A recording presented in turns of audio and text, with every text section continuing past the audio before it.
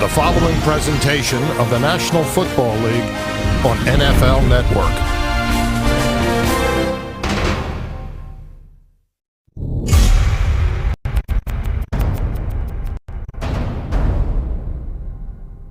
Winning is not a sometimes thing. It's an all-the-time thing. Let's get it done, baby. Come on. You don't win once in a while. You don't do things right once in a while. You do them right all the time. 1, 2, 3. Some guys play with their heads. But more importantly, you've got to play with your heart. With every fiber of your body. The object is to win. To win. To win.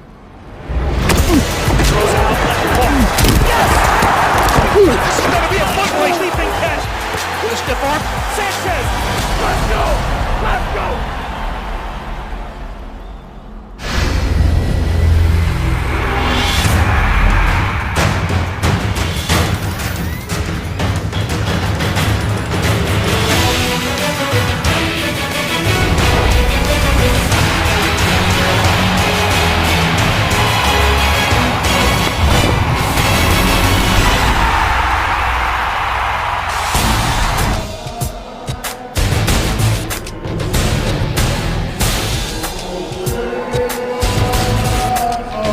Spangled banner yet wave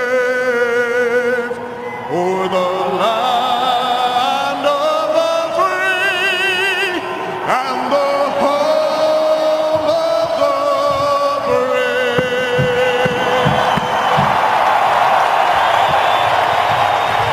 And Thursday night football brings us to Sports Authority Field at Mile High, Denver, Colorado. Welcome, everybody. Brad Nessler along with Mike Mayock.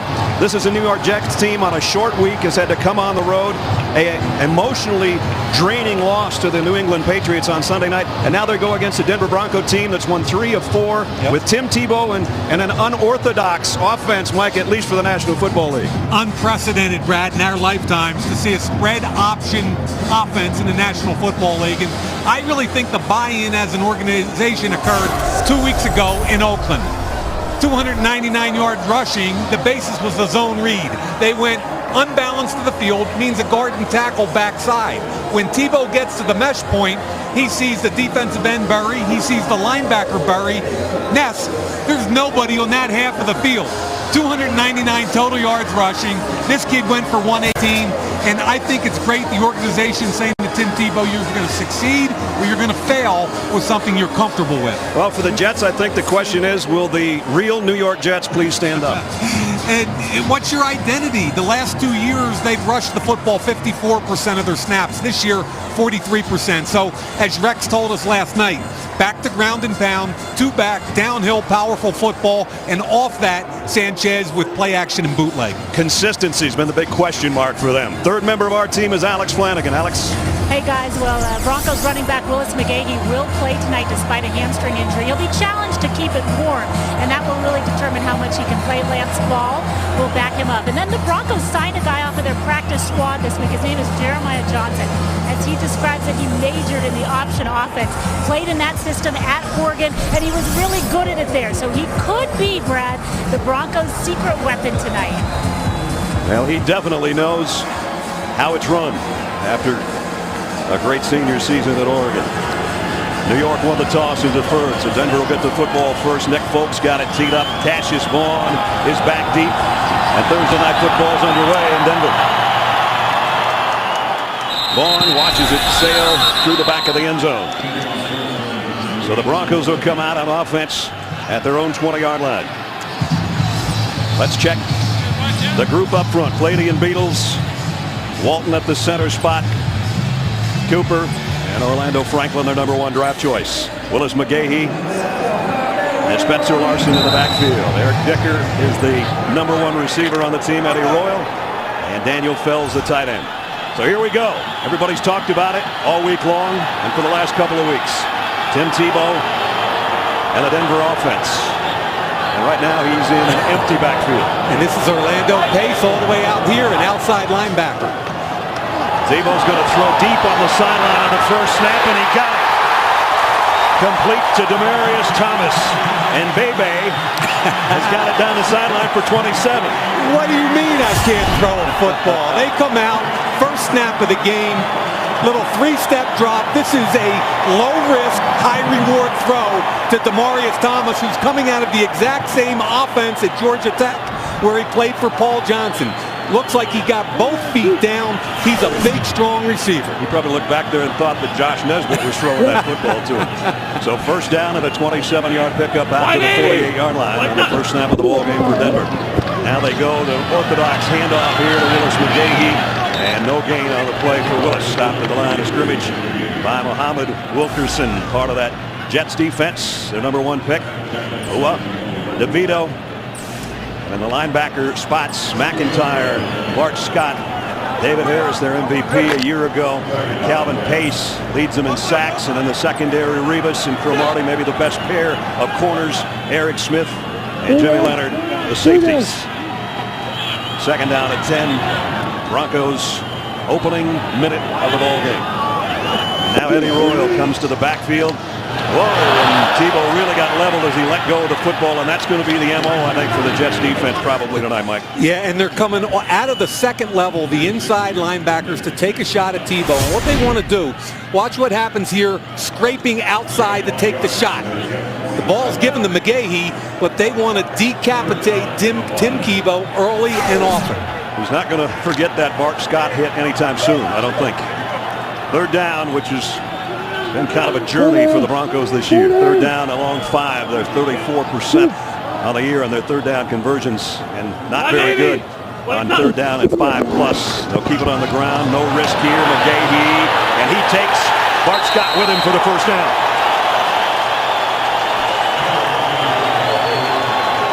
And that's what this offense is all about. You can talk zone read all you want, but watch the hit. Downhill zone read. It's just taking your zone steps that way. Now when the hit occurs, watch how far McGahee takes David Harris for a first down. It was Harris, the other inside linebacker, 52, and he's holding on for dear life. Last ball checks in for Denver. I think Willis McGahee had a little mouthpiece problem after that big hit by Harris, but it got him a first down. And Ball cuts in the middle, picks up 4. The Broncos heavy on the run game the last several weeks. They had 55 rushes last week. That's the most in the NFL since 1978. And look at the play selection in the last 5 quarters. 9 passes, only 2 completions last week, but one of them was a touchdown. And they were 2 for 8, as you said, Brad. But of those 8 throws, 3 times Eric Decker was wide open deep, and Tebow only got him 1. So again, low risk, high reward. Open receivers off play action. He's halfway to those 2 completions already with that opening throw to Demaryius Thomas. Here's a shovel patch inside. It's going to be a first down for Lance Ball. And there's another little different look. It looked like option and then a shovel forward. Yeah, and this is another double option where Tebow starts at the defensive end. He's going to start here, but watch Lance Ball come underneath. It gives him an outside pitch or an inside pitch. He can go this way, or if he sees the opening, bang, give it to him. Little shovel pass, get up the field. And if you're a New York Jets defender on a short week, this is the most brutal team you could have to prepare for. First down at the 30. McGahee's back in there. He's bottled up at the line of scrimmage again. Maybe got a yard out of it. So the opening drive for the Broncos has taken them into Jet territory already. Now, Brad, when you're talking about defending the option, which you never see in the NFL, here's a brief overview. Number 1, it's assignment football. If you've got pitch, you got to take pitch. If you're on quarterback, you take quarterback. Eye discipline. I think that's the hardest thing. You've got to stay and trust your reads on all that misdirection. And finally, watch out for the vertical shots. They're going to lull you to sleep and ultimately off play action take deep shots. 8th play of the opening Denver drive. Decker in motion comes to the backfield. He'll get it on the end around, and he's going to throw it. Decker going long down the sideline. Overshot Demaryius Thomas. Really good coverage. That's eye discipline by a defensive back. Okay, it's misdirection. Bottom line is Decker was a high school baseball player. He's going to come in motion, and here's the one-on-one down here. Great job by Cromartie at the top of the screen. Stays with him. Here he is. But you know what? My responsibility is man-to-man, nothing else. Great job by Cromartie. Jeremiah Johnson comes out of the backfield for Denver. And he's going to get the throw out in the flat. Got a block, got a second one, still on his feet. He's close to the 20-yard line. which would give them another first down. Alex told us before the game that this guy might be a key.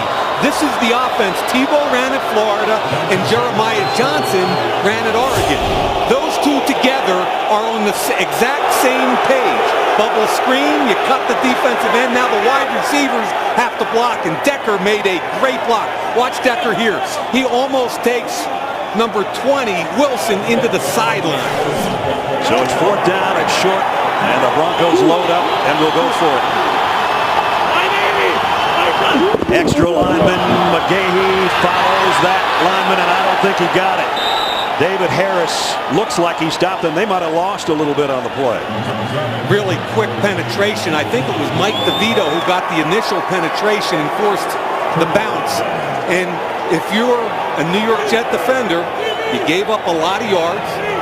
You took some time off the clock, but bottom line, there's no points on the board. No damage done. 9:49 first quarter. Jets on offense when we come back. Thursday Night Football is brought to you by Southwest Airlines. Find our fares online only at southwest.com. And by Frost Brewed Coors Light, the world's most refreshing beer. Jets take over after the Broncos fail on fourth and short. Antonio Holmes in motion. Sean Green belted right at the line of scrimmage by Marcus Thomas. Let's take you back to that fourth down. Now, this is one of the more undervalued players in the whole league. That's Mike DeVito on the fourth down play. Watch him cross the face of Cooper, get the penetration and the forces the bounce out, and then David Harris and Jimmy Leonard clean it up. But it all is because short yardage and goal line is all about penetration. Second down and 9. Mulligan, the second tight end in motion, and Sean Green will follow in that direction. He's got a good game across the 25, a pickup of 5. Let's take a look at the Jets and their group up front. Offensive line, Ferguson's an all-pro. Slauson, all-pro. Nick Mango is center. Brandon Moore and Wayne Hunter round out the front group. Sean Green and John Connor in the backfield. Plaxico Burress. And Santonio Holmes, the wide receivers, and Dustin Keller's the tight end. Third down, Jets. This is where defensive coordinator Dennis Allen often gets exotic. Third and medium distance. Again, Holmes in motion toward the ball and back away from it. And Sanchez is going to get swallowed up in the backfield of the 20-yard line. Von Miller and Elvis Dumerville are there, combining for the sack and a loss of 6, and the Jets will have to kick. And they bring DJ Williams into the A-gap, and they sit him here. Now you're going to get one-on-one on the edges, and this wonderful rookie, 58, Von Miller gets to him at the same time Dumerville does, and that is just beautiful. I love the scheme. It guaranteed one-on-one on the edges, and they took advantage. Conley shanked the punt out of bounds. Boy, this is going to give the Broncos great field position. Ooh. I mean, really. At the 34-yard line. They didn't get much out of that. About 13 yards on the punt. Broncos have a great opportunity on offense when we return to Denver in a minute. At work. Tim Tebow's already got 3 completions in this game. He only had 2 a week ago. Matthew Willis on that little flare pass out in the flats. And then hooking up deep with Eric Decker on the touchdown. But tonight, already 3 completions for Tim Tebow. And 2 or fewer completions. Patriots in the snowplow game. Bengals, that's when Corey Dillon rushed for 278 yards. And Derek Anderson in 2009 with the Browns. Those are the other 3 teams with 2 or fewer completions in a ball game to still come out victorious. It's pretty amazing. A lot of people asked me that question this week, and so our guys obviously had the answer. How do you win a game with 2 completions? That's how you do it. You rush for about 244 yards. That helps the cause. And people have asked me all week, what do you think the Jets are going to do? And my first answer has been they're going to go big. Okay, against this running game, they're going to get big, which is why Garrett McIntyre started at outside linebacker instead of Westerman. So I don't think you're going to see much of Westerman or much of even Aaron Maben. It's not their kind of game. You're going to see a lot of this kid McIntyre along with Calvin Pace, and their job, both of these guys have to set the edge. Here's the end around to Eddie Royal. Royal on the pitch, got the corner, got the first down before Darrelle Revis made the stop. Key block on that misdirection is Virgil Green, the tight end. Watch him right here at the bottom of your screen on Calvin Pace. That's the key. Get your butt right up in there. Pace can't make the play.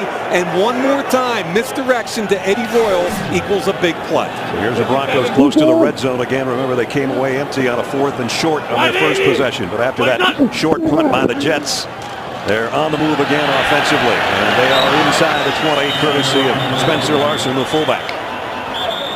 High formation that time, right? And that sets the table for the next kind of option, which is the fake to Larson and then down the line with a pitch man. Man, it's kind of fast, isn't it, Brad? It is. Mike McCoy, I think, has what I like about Mike McCoy, the offensive coordinator, is what he told us, Brad, in our meeting the other day, which is he's actually learning some of the scheme from Tim Tebow and incorporating new things into the offense based on his suggestions.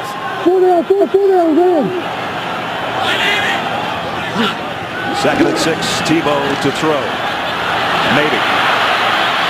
And he completes another one. And it's close to a first down to Eric Decker. Tebow bought himself a little bit of time. I'm going to say incomplete.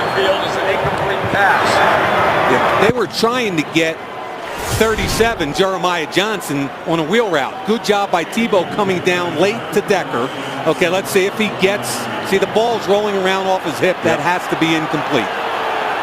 But the point of that whole play was to get speed on the edge and trick them into a wheel route with Jeremiah Johnson. John Fox went on 4th down last time. Here it's 3rd down at 6. They need to get inside the 13. Direct snap, Jeremiah Johnson. Good hit, and nice job by the Jets defense. Bart Scott led the way. And they bring him down, and now we'll see the field goal unit. We have seen a little bit of everything today. Now watch what happens. Tight bunch here, and watch the tackle pull. Clady pulls, direct snap to the tailback. He gets outside Wilkerson, but what a great job by Bart Scott playing off the block and making a big hit. Matt Prater, 37 straight from 40 or less. This is going to be a 37-yard field goal attempt.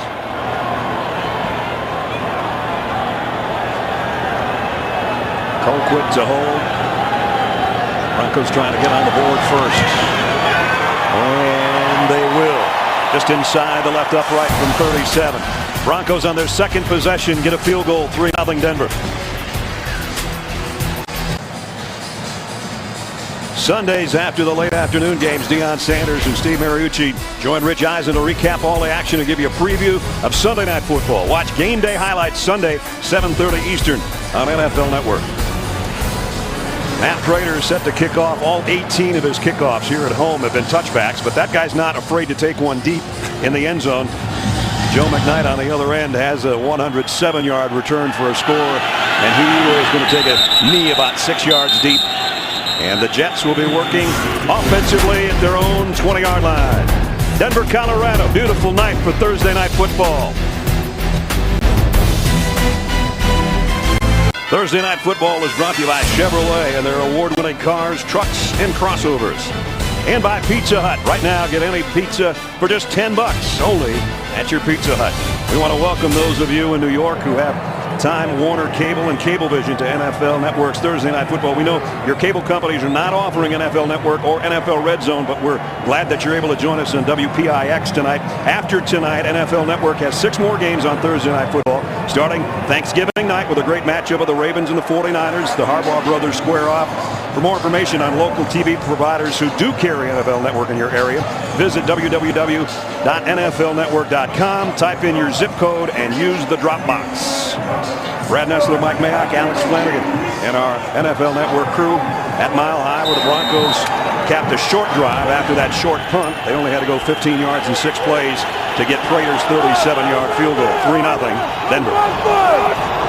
Second offensive series for the Jets at their 20-yard line. Last time they started at their own 21. Comes a blitz.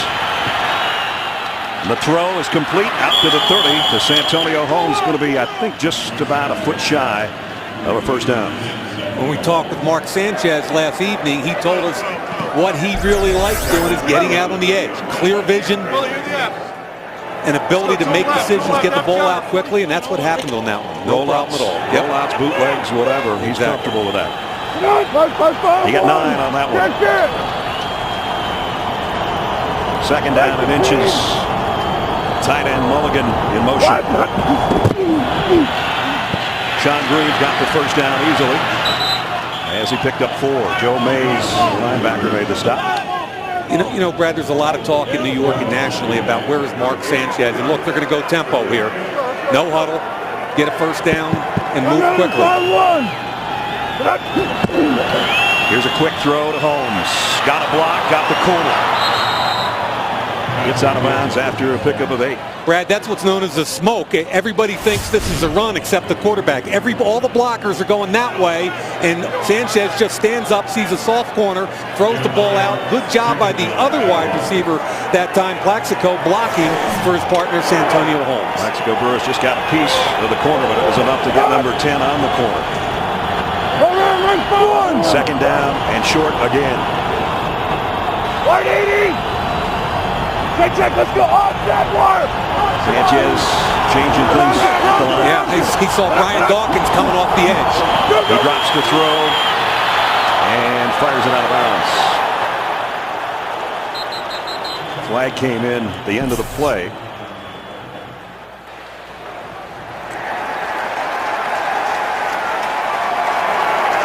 Pass interference, number 7. Offensive pass interference. Plaxico Burress with a smile on his face, so I'm assuming he's the guilty party. Champ Bailey is right there in the middle of your screen. Ball is in the air, so they make the call.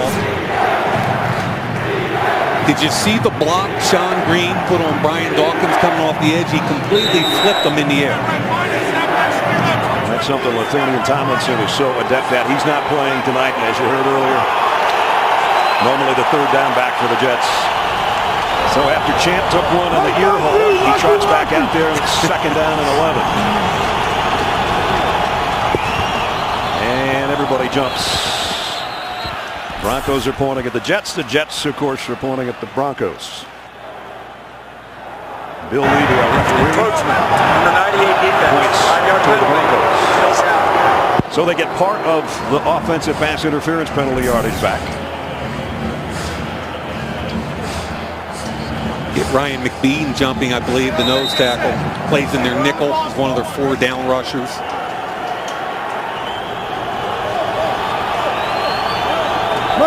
Three wideouts for the Jets. Patrick Turner joins the group. And remember, Jeremy Curley deactivated for the game because of his knee. Sanchez pump fakes one way, the screen back to Green. John Green got across the 40, but got cut down by Quentin Carter. And still down. And boy, they can't afford to lose this guy. No, they don't have a whole lot left with LaDainian Tomlinson down this evening. Then Sean Green. The end of the play. We'll check on him when we come back.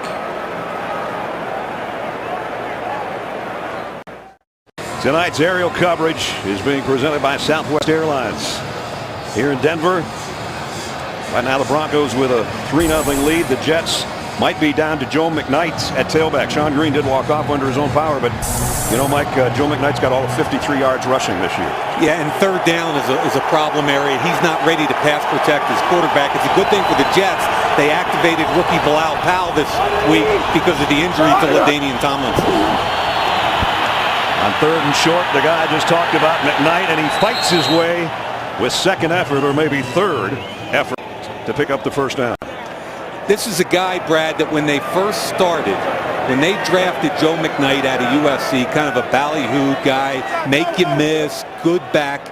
But when they drafted him, he came to training camp, and the first thing he did at minicamp was throw up. He wasn't in shape. He wasn't ready to go. People jumped all over him, and I think the best thing that happened to him is Mike Westhoff, the special teams coach, kind of ended up taking him and saying, you got to get your butt in shape if you're going to play for us. Right. And there you go, first down. And since then, he's been a catalyst on special teams. 107-yard kickoff return. He's forced a fumble. He's blocked the kick. He's dropped the punt. But that's part of the program. That's how you grow up. There's Sean Green, and whatever is ailing him is definitely putting a grimace on his face. 62. So McKnight is going to have to carry the load until Green can come back. But right now, it looks more like he's heading to the locker room. And this is what happens to you with option football. By the way, that Vladimir Dukas is in over here as the third tackle. So first down. Jets at their own 43. Sanchez. Deep ball on the sideline for Burris. Jump ball. Broken up. Wow. Goodman stayed right there with him and flagged down. That's one of those situations where Sanchez is going to throw it up in the air and trust the 6'5" Burris.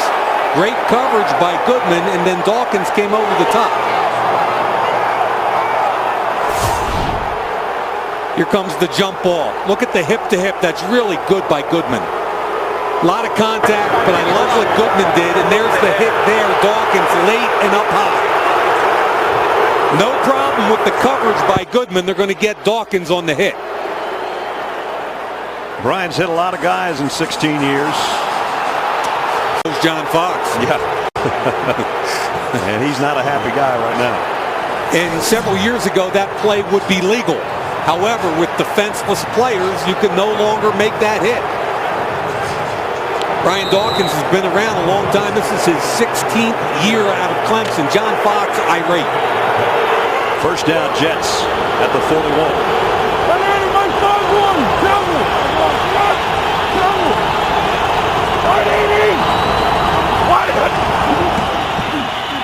McKnight, good run inside to the 35. Joe Mays made the stop, pickup of 6 for McKnight. Doesn't have the kind of size Sean Green does, about 20 pounds lighter. And again, with Ladainian Tomlinson, if you're just joining us and haven't heard, out tonight with a knee injury, not even active, so the running back core for the Jets is very thin right now. It's a big opportunity for Joe McKnight. That's the way I look at it. Second and 4. He gets another opportunity here. A tough yard. Roderick Bunkley made the stop. The Jets, of course, known as pound and ground over the years. 09, 172. Last year, 148 a game, was 4th in the league. But this year, 98 is 24th in the National Football League. And now they're trying to do it with a thin running back core. A third down here. Bilal Powell, the rookie we just talked about out of Louisville, bigger back, is now in the game. Broncos bring everybody up close. Sanchez, quick throw on the slant. He got it complete. Broncos are saying it hit the ground. Santonio Holmes saying, I caught it.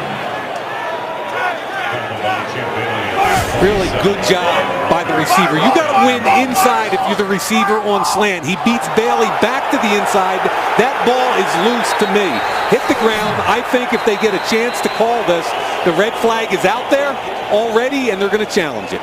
Champ Bailey said no way, and on that first replay, it kind of looked like the ball did hit the ground. Here's Holmes trying to come up with it. The ball is in and out, and that looks like it hits the ground. That's not even close. Next to his body. I think this one's coming back when we come to it. Here's the call. Receiver went to the ground. It's an incomplete pass. Incomplete pass. It's pretty obvious, and you know, Brad, that's an obvious call. But that Thursday night game we have with the Harbaugh brothers, I mean, who would have thought 3 months ago that San Francisco and Jimmy would come into that game with a better record possibly than John? How about that? Yep. And I love the fact that on Thanksgiving evening, when families come together to watch football, we got the Harbaugh family, and they're almost like the kings of football. Dad Jack won a Division I AA. The sisters married to a basketball coach. I mean, it is a big-time sports family. Well, we'll take our family up there. We hope you join us on Thanksgiving Day and nights on NFL Network. Nick Folk to try to tie the game This is a 52-yard field goal attempt. We're at altitude, right? Yeah, he hit a 56-yarder, a Jets record here in Denver. So he's got the leg and he knows this stadium. Kick on the way, but it's going to be left on him. Yep. And keep in mind now where the ball comes back to. This is the downside of missing a long field goal. The attempt came from between the 42 and 43-yard line, so great field position for the Broncos. Just hooked it. That's a poke tail. Tail to the left. Tail. That's why they pay you the big money, Nessa. That's right. A folk tail.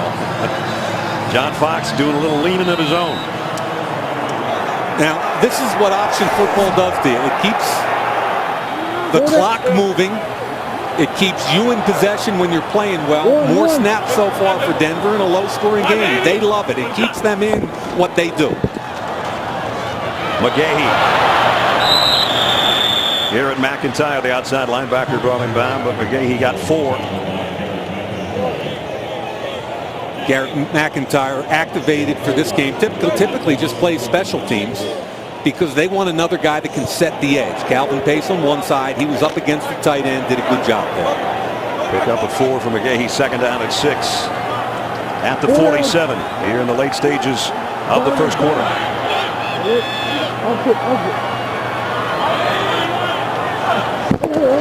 Here's the handoff to McGahee, and he lost the ball, and the Jets have got it. Bart Scott with a fumble recovery. Tackled by Virgil Green.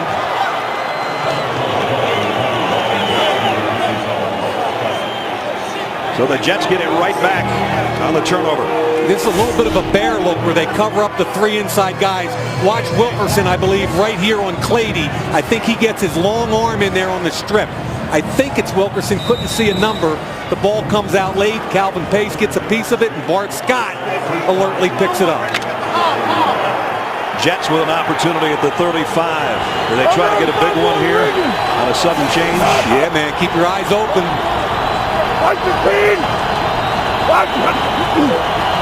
Sanchez, quick throw, complete to the 30. And it's Joe McKnight out of the backfield. That might be the last play of the quarter. Calvin Pace is going to be the guy that got credit for punching that football out of the arm of Willis McGahee. We played one in Denver, and the Broncos, who've had trouble winning at home, have the early advantage. Denver 3, Jets nothing. Second quarter on deck. Stay in the game all season long with the NFL's new selection of mobile apps. Get unparalleled access to stats, fantasy news, video, and more. Go to NFL.com/mobile today. Second quarter about set to begin. Brad Netzler, Mike Mayock, Alex Flanagan. Our NFL Network crew with you from Denver. The Broncos lead 3-0. The area of the field where Plaxico starts to come into play.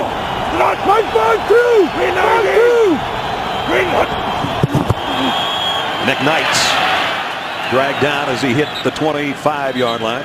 And let's check in with Alex.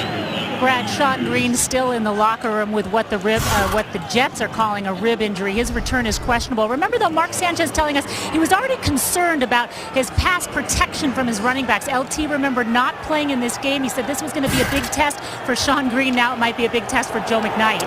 Absolutely. He got a first down, though, at the 25-yard line.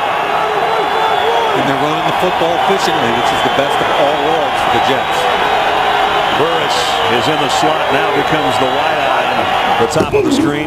Sanchez, quick slant, complete to Holmes, and he's down to the 11. 13-yard strike, and that's the kind of throw Mark Sanchez likes to make. Yeah, he's on time, on tempo with an in-breaking route. They're going to fake it this way, and then look at the soft corner. Slant in here, and when he throws on time, play action, plant the back foot, look at the ball come out, and look at the cushion. Bang. Well done by Sanchez. Holmes with the first down. 3 rushes, 2 passes. The tight end Keller in motion. McKnight, little hesitation in the backfield, trying to find an avenue to run, and he can't find one. Maybe got a yard Joe Mays made the tackle.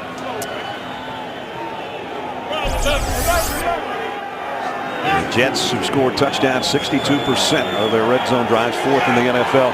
Mike already mentioned Plaxico Burress. 5 of his 6 touchdowns this year have come inside the 20-yard line. Yeah, and it was a point of emphasis in the offseason to improve red zone proficiency, Brad, on both sides of the line of scrimmage. Burress is to the top of your screen. McKnight will empty the Jets backfield. 2nd down and 9. Sanchez, quick throw. And Holmes would have had a touchdown if that pass would have been online. If Sanchez was looking to his left, there's underneath coverage because of Von Miller. This is an interesting throw. Von Miller is going to drop off into his lane. Watch what happens. He's going to come back on the slant. There he is, right there. He's very concerned about that, and he actually gets a piece of it. He's got to be more aware of different colored jerseys in his vision as he throws the football. Dennis Allen told us that they're going to double team Plaxico Burress and let Champ Bailey take care of number 10 in this type of situation. 3rd down and 9. They need to get to the 2 for a 1st down. Sanchez pumps, buys himself some time, throws complete, but it's short of the 1st down. Powell made the catch, but right on top of him is Wesley Woodyard. And Woodyard is the nickel linebacker, and Brad, you called it correctly because they were all over number 17 at the top of the corner of the end zone. He wanted to go to his left. He checks it down to allow Powell. And here comes Wesley Woodyard, who was more almost like a safety at Kentucky, doing a great job in the open field and forcing a 4th down. There was the Jets looking like they might go for it, and now they hustle off, and the field goal unit comes on. 4th down and 2. And now they're going to have to call a timeout. There was some thought to going for it. Penalty markers. I don't know if they got the timeout called before the flag. At any rate, we've got a timeout. 2nd quarter, 3-0 Denver in front. Thursday Night Football is brought to you by Bud Light, the official beer sponsor of the NFL. Here we go. And by Courtyard. It's a new stay. Jets got the timeout call before the flag flew in from the end zone, and they had contemplated going for it on 4th down at the 2-yard line. Instead, they bring out the field goal unit. So you're going to see guys running on the field, off the field. There's Rex Ryan calling the timeout. You see the flag right in the middle of the O and the word Broncos in the end zone. But they picked that up because he got the timeout called in time. So field goal, Nick Folk, who missed from 52 earlier. This will be a 21-yard attempt. And this one's good. So with 12:05 remaining in the half, Willis McGahee's fumble and the Jets' recovery is what started this drive. And it led to Folk for 3. Tie game. Tebow warming up. Tim Tebow's celebration of dropping to one knee with his head in his hand has become an internet sensation. All over the world, people are Tebowing like this. Stonehenge, Leaning Tower of Pisa, the soldier in Afghanistan, the Eiffel Tower, a double Tebow, the Grand Canyon, at the Vatican, where the Pope pretty much does that every day. I'm not sure he'd call it Tebowing, though. Cassius Vaughn is going to bring out the kick from 6 yards deep. And he got the corner, he got a block. And the kicker is there trying to bring him down. Cassius Vaughn down the sideline and tripped up at the 40, or it would have been a touchdown. Donald Strickland saved the score, but a great kick return, a 66-yard run back by Cassius Vaughn. And it looked initially like really good coverage by the Jets. I thought they had him right there. Once he breaks that tackle, he's on top of the kicker, and that's an easy one. I'm going to make you miss. And Cassius Vaughn with a huge run back, 2nd-year player from Ole Miss, free agent, great field position for Denver. Donald Strickland didn't give up, though. Give him credit.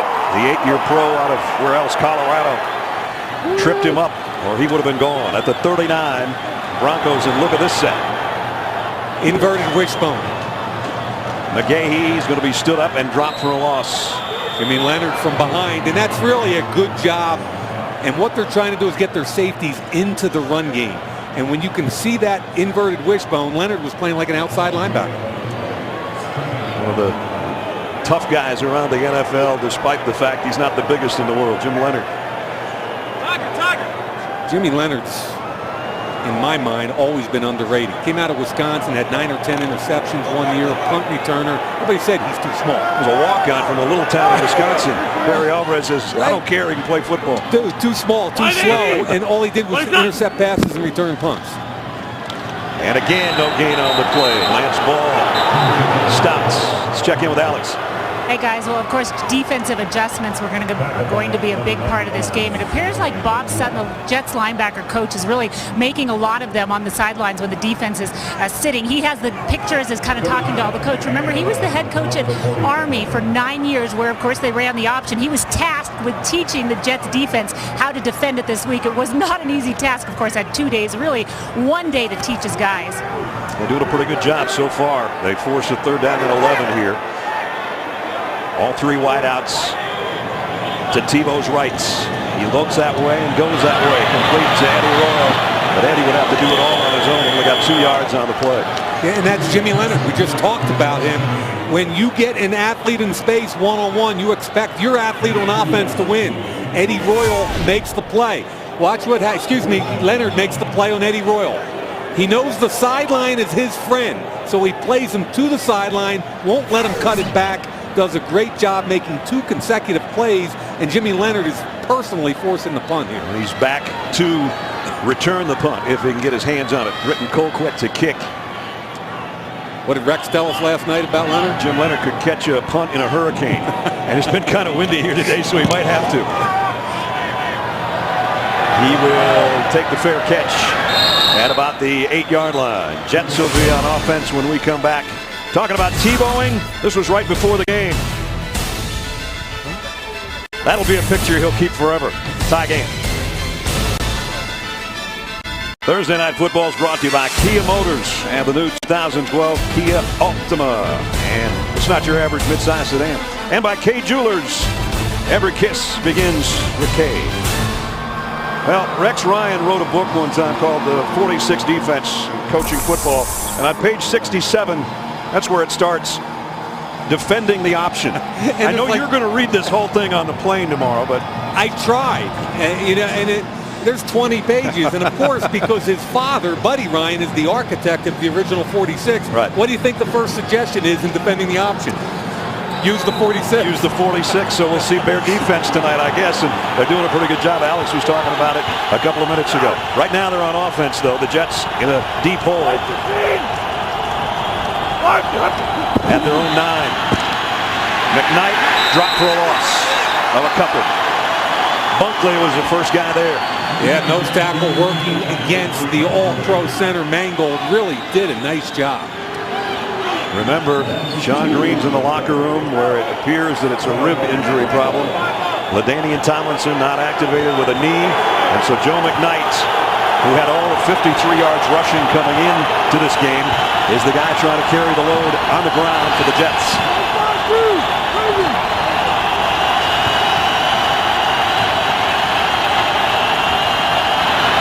Broncos fans making some noise for Sanchez at his own goal line. Screen pass, McKnight had to make a tough catch. Only got a couple out of the deal. Nice job by Brian Dawkins coming up to make the hit. Brian Dawkins still in year 16, one of the most aggressive defensive players in the league. And Brad, I thought it was really fun talking with him yesterday. Well, he's a pro's pro. Oh, man. He started talking. Here comes a hit. How many steps late did Von Miller hit him?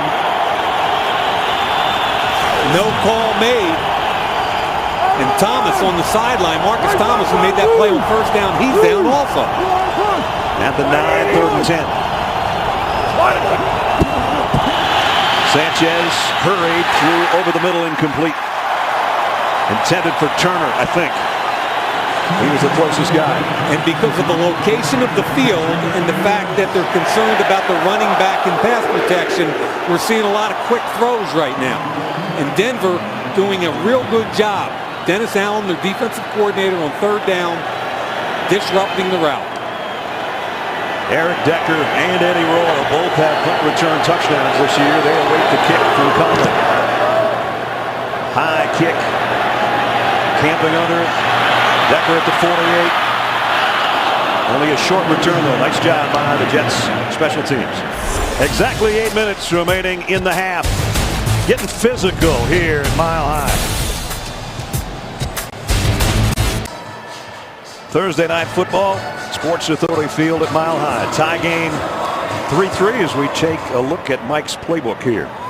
You know, we've talked about different kinds of option, and we'll get to that in a second. Third time the Broncos have started in plus territory tonight at the Jets' 48-yard line.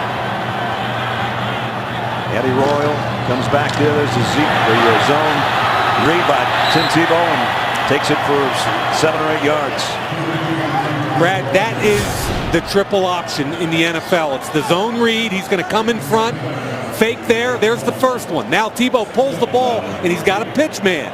But look at the hole that opens up. Bang. Option 2, he likes it, doesn't need to make the pitch, gets up the field for 8 yards.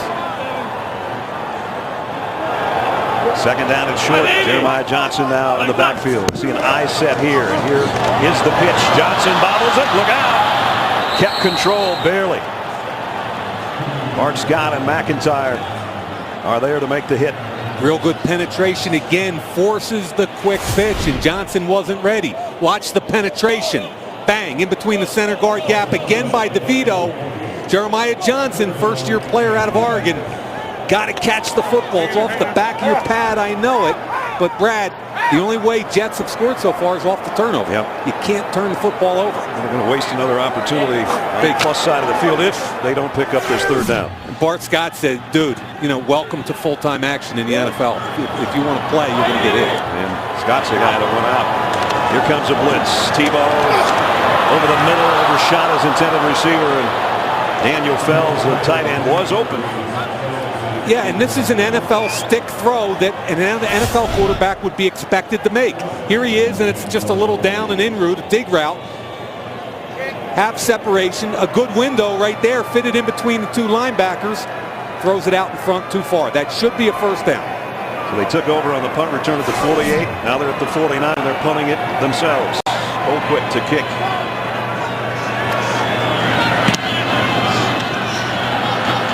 Leonard's going to let this one go. And did they make the end zone? Yes, it did. Oh, boy. Wow. That was close. Matthew Willis was trying to track it down in the corner. Get your head on a swivel. And it just made it. Nice attempt, though. This Sunday on NFL Game Day morning, catch Michael Irvin's exclusive interview with Deshaun Jackson of the Eagles. Don't miss NFL Game Day morning, Sunday starting at 9 Eastern, only on NFL Network. It's an interesting interview, especially given where the Eagles' season has gone so far. You know, you're talking about the Eagles that, with 3 wins, have a big game this weekend.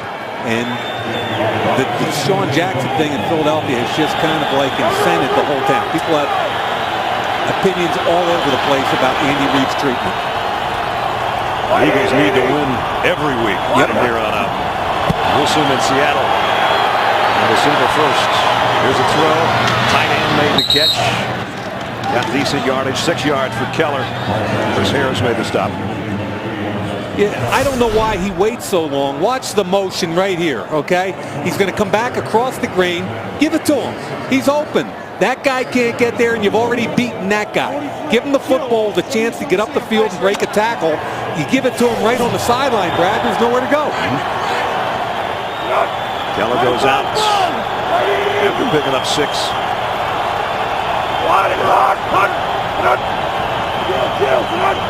Broncos showing blitz. McKnight runs into trouble immediately. Ryan McBean and a loss of 1. This game is very important for both teams. The Jets, after a deflating loss to the Patriots, know there's no room for error anymore. Buffalo's there with them at 5-4, and New England's got the lead in the East. In the West, same story. Denver can get in there and be within striking distance of Oakland if they win at home tonight. And if you're a Jets fan, if you can steal one tonight, then you get extra time to prepare for the game at Buffalo. 3rd down and 5.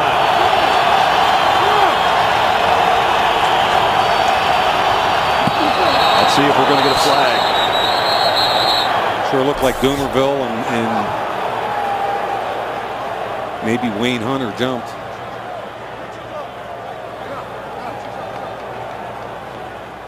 Bill Levy checking numbers. Neutral zone infraction, number 92 defense. Came in the neutral zone, an offensive man to false start. The 5-yard penalty will result in a first down. Yep, it is. Good call. So there's a gift on 3rd and 5. Both defensive coordinators, I think, on short weeks with great game plans so far. We've talked so much about the Denver offense, but they've been shut down a little bit, and so has this Jets offense. Jets haven't had a lot of big plays all year. They've only got one play over 40 yards on the season, and we've had no big plays tonight, really, with the exception of that kickoff return a little bit earlier in this quarter. Bunkley again, he's been a man to handle on that front wall defensively for Denver. Ryan Schottenheimer has, I think, his hands full a little bit right now, Brad. People talking in New York, you know, ground and pound, where is it? The run game not being successful. Can Mark Sanchez take that next step to become a big-time, quote, Super Bowl-type quarterback?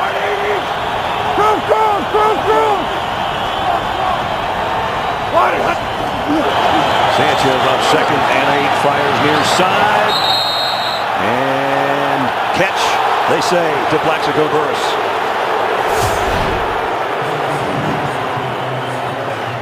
I don't know about that, huh? The line judge came up there and made the call. He was right on top of the play. They got to trying to snap it here. There goes the flag. And Sanchez tried to get the snap and take off with it. Good job by him, but the flag was out there way before he ever snapped the ball. Shoddy's looking at it going, oh, man. John Fox watching it on the big screen. Here's another look. Denver. When does he have full possession? And it sure looks like that foot's down before the knee is.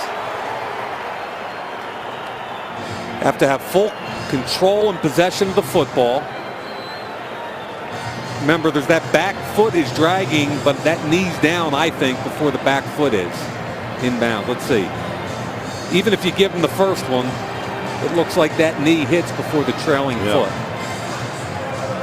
It would have been a 12-yard pickup on a first down, but we await on the challenge. The call on the field, a completed pass. They look upstairs, and Charles Stewart, our replay official. John Fox in his first year as a head coach here.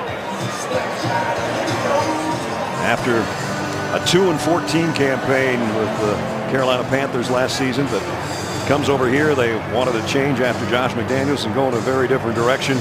John Elway and company, and this guy has been around a long time, and he's been a good coach. Yeah, and he's kind of a defensive-oriented coach. That's his background, obviously, and I thought it was a great hire with Dennis Allen coming over from a New Orleans defense. Sanchez is best when that back foot hits and he gets the ball out quickly. He's a timing and rhythm passer. When he's got to pull, like a lot of young quarterbacks. The receiver did get 2 toes down with possession. It's a gave him a second toe. Denver will be charged a timeout. It was really close, the second toe and the knee. The rest of the game. So you assume possession right there. One toe tap. Now look at the knee and the back toe. That's correct. That is correct. Rex Ryan said, I knew it was good the whole way. Lost timeout for Denver. And the Jets keep the drive alive at their own 44.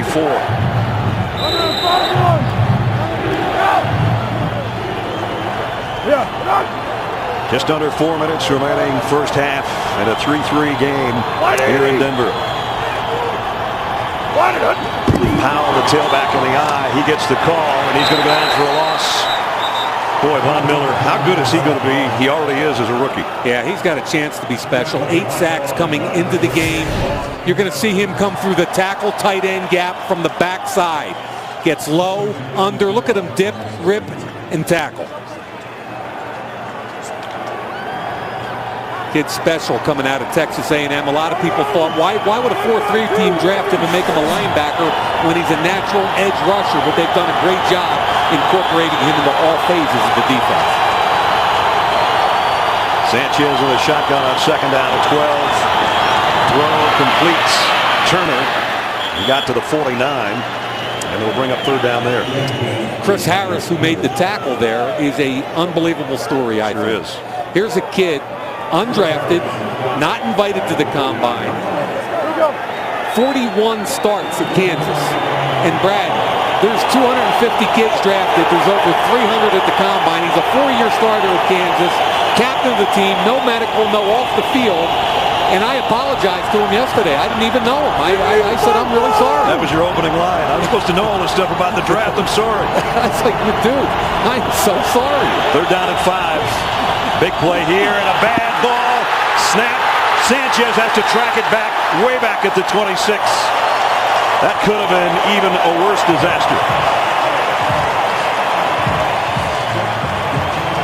I don't know if that snap was wide or if he wasn't ready for it from Mangold or what. But he barely got a hand on it. So here's Denver with another opportunity in plus territory.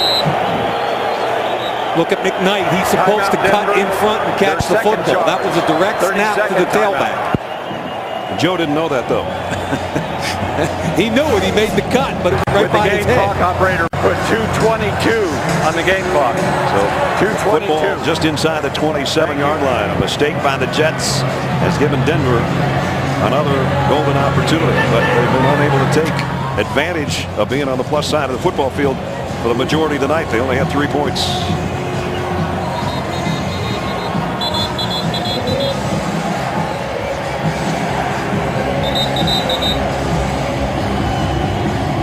Fourth down at 27.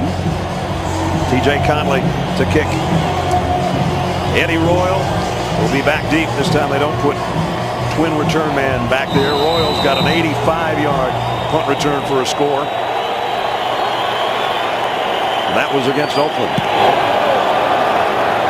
He's going to have a chance here from the 32.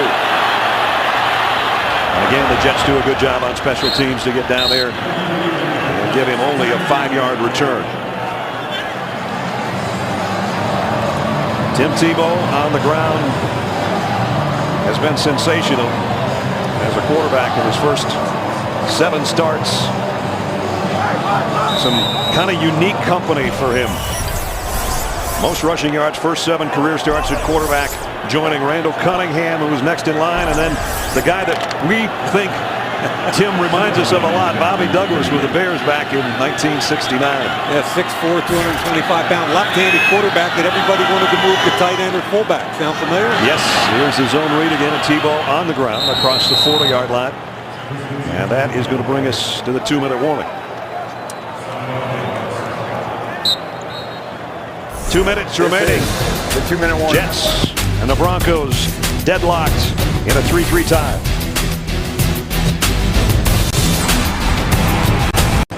Stay tuned at halftime for the Kia Motors halftime show. Kerry Henderson, Kurt Warner, Sterling Sharp will be along. It'll be interesting to hear Kurt's take on the quarterback play tonight. Plays a little different than number 15, that's for sure. This Jets defense has done a phenomenal job on a short week stuffing the Denver rush offense. Debo on play action. Flush down to the pocket. He'll get what he can and get bumped out of bounds by Calvin Pace. No gain for Tebow, and it's going to be third down and long. And this is one of the problems when you want to run the football is you get in the 2-minute drill. Now you want to throw. 2 receivers to the top of the field on a double post route covered, and then they had a crosser from the other side. Bart Scott picked up the crosser right there. The whole thing's counterfeit. Here's a guy that in an option offense is going to probably have a boring night. Darrelle Revis, who I think is the best corner in the game. Well, he said he hopes they don't fall asleep because they're not going to see many passes in the air. They'll see one here. Tebow rifles this one, and it might be a first down if Eddie Roy gets a good spot, but he's not going to. It'll be short. Yep. And there's plenty of time left now. 1:40 and rolling if you're the Jets. Do you use a timeout right now? Here's Tebow. Puts it on him. That's a good throw. It is a good throw, but number one, you've got to make the break to get enough yardage to get a first down. And look at the ball. Look at the ball again. Remember, we're inside 2 minutes. It'll be a booth review if they do anything here. Colquitt is set to punt. We're going to see a review. We're going to see a punt. A mile high in the air. No pun intended. Jimmy Leonard calls for the fair catch and gets out of the way. This one made the end zone too. Willis and Cassius Vaughn both had an opportunity that time to make a play. 53-yard punt. It's a big hop, and remember in the NFL, once you go in the end zone, you can't touch the football. It's coming back to the 20. Willis is in the end zone. I thought that was a good punt. They had an opportunity to make a play. Jets have 2 timeouts to work with. Just under a minute to play. Sanchez comes out to the huddle. Trying to muster some offense here tonight.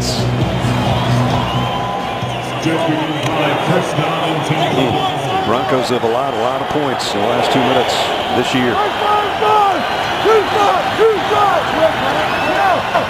Sanchez in the gun from the 20. McKnight, they play it safe up the middle with a quick opening draw, and McKnight got 8 or 9 out of it. Standard fare in the NFL in the 2-minute offense. Start with a screen or a draw, something quick. Kickstart your drive. Interesting matchup now with Harris on Holmes. Sanchez throws complete to Holmes. There's a busted assignment there. Harris ran away. They double teamed on the outside, and I don't know how you leave Santonio Holmes that wide open. And he gets out of bounds to stop the clock. I think he was stunned. He had so much room when he caught the ball and turned up the field. Exactly.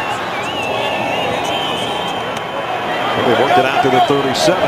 36 to go in the half. Burris along with Holmes and Turner, the 3 wideouts. Dustin Keller hasn't caught a ball yet tonight. Now he has. Going to be stopped forward progress at about the 42. You know, Wayne Hunter, the right tackle, gets a great shot on the rookie Von Miller. 27 seconds remaining in the half. Timeout Jets. 30-second timeout. Don't forget, coming up, the Kia halftime show. You can win a trip to Hawaii. Michael Irvin will have his exclusive interview with Deshaun Jackson. Kara and Kurt and Sterling will be talking about this first half. 27 seconds remaining. Down to 1 timeout. There's the coordinators that are going against each other. Brian Schottenheimer, Dennis Allen. Little cat and mouse game here in the last half minute of the half. Jets have got some room to work though, but just 1 timeout remaining. Denver playing deep in the secondary. Quentin Carter is about 20 yards deep. Mark Sanchez over the middle, completes it. It's a first down in Bronco territory to McKnight. And they drag him down at the 43-yard line. And they hurry up here with now 10 seconds remaining. Oh, they faked the throw. They got it out to Keller. Great job by the Broncos being alert. Sanchez made a big deal out of, we're going to clock it, we're going to clock it, we're going to clock it. They tried to catch him asleep, and the Broncos did a great job. Worked for Dan Marino. It didn't work for Mark Sanchez. Exactly right. See, watch what happens with Sanchez down here. The Broncos are confused right now. It's open right here, but look at the job by the corner coming off the edge, making the tackle. It was Champ Bailey, and if you're going to go after somebody, it's probably not the savvy veteran. Heck of a job by Bailey. That's a Turner. You got to go block him. Champ Bailey showing why he's a 10-time Pro Bowler, more than any cornerback in NFL history. Well, they're going to bring out Nick Folk to try a field goal. This one's going to be from a mile away. Yeah. We've seen a 63-yarder from Sebastian Janikowski here. Jason Elam hit a 63-yarder in 98 here in the thin air. And this is a 61-yard Nick Folk field goal attempt. His career long is 56. Spoke. Kick on the way. Not quite. He gave it a ride, though. Thought we were going to see another 60-plus yarder, but not quite. They head to the locker room, dead even. End of the first half. Broncos 3, Jets 3. Stay tuned for the Kia Motors halftime show coming up next.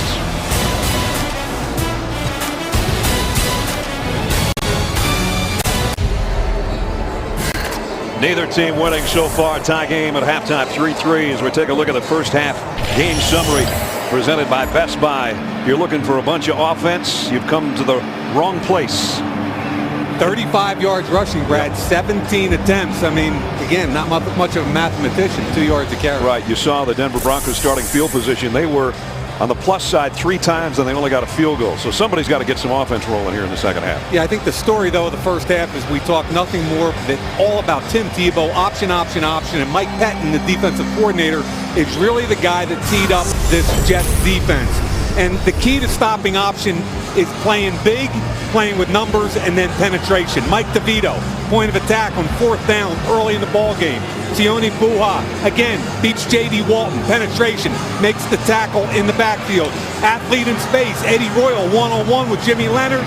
You got to win this if your offense. Leonard plays leverage, uses the sideline, makes a great tackle. So I really think Mike Pettin and this Jets defense has done a phenomenal job. Before the kick, let's check in with Alex. Hey, Brad, well, both head coaches telling me at the half that this is exactly the type of game that they expected. A defensive battle. Rex Ryan said that his team made the necessary adjustments on defense in the first half. On offense, he wants them to continue doing what they're doing. Run the ball and hit some of the passes on the outside. Keep an eye on the altitude, you guys. It's affecting some of the Jets players. Santonio Holmes taking some oxygen in the first half. They're tired, working on a short week. And you talk about defense, Alex. The Jets' longest play from scrimmage is 14 yards. Broncos offense only had 1 play over 10 yards, and that was the first play of the game when Tebow threw that 28-yard pass to open up the first quarter. Prater to kick. Bang. Deep. And out of the back of the end zone. So the Jets, again, working from the 20-yard line. And I ran into Trent Green in the hallway at halftime, and being a former quarterback, Brad, he wasn't real happy with this first half. Well, there's the numbers for the 2 quarterbacks.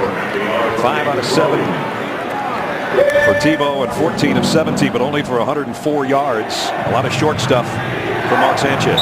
And keep in mind, they don't have a tailback that can pass protect. Right. So I think they're trying to get the ball out of his hand very quickly. Sean Green hurt in the first half, so it's Joe McKnight who's been playing tailback for the most part tonight. Powell has seen some time back there as well. First play, 3rd quarter. Jets on the 20. Santonio Holmes in motion. Play action. The throw is on target to Plaxico Burress, and Burress reverses his field. Across the 40, all the way out to midfield. That's the way you start off the 3rd quarter, the longest play of the game. And that's the throw we've talked about all week that he can make. A timing, play action. Watch what happens as he comes off. Back foot hits. It's a timing throw, an in-breaking route.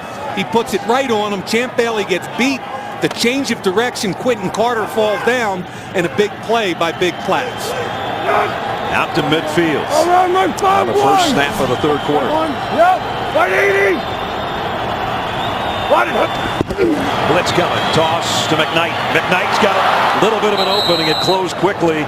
DJ Williams is lucky he got a hand on him, or he might have been off to the races. Yeah, the problem with blitz is that if you miss at the line of scrimmage, if you whiff, he's into the secondary untouched. And watch what happens here. This is great hustle because the blocking is good. DJ Williams gets off the block, retraces his steps, makes a tackle. So a little different pace. The Jets play action, hit the bang route with Plaxico, then a positive 8-yard gain in the run game. Another first down run, and McKnight looks like he might have it. Robert Ayers made the stop. Going to depend on the spot on this one.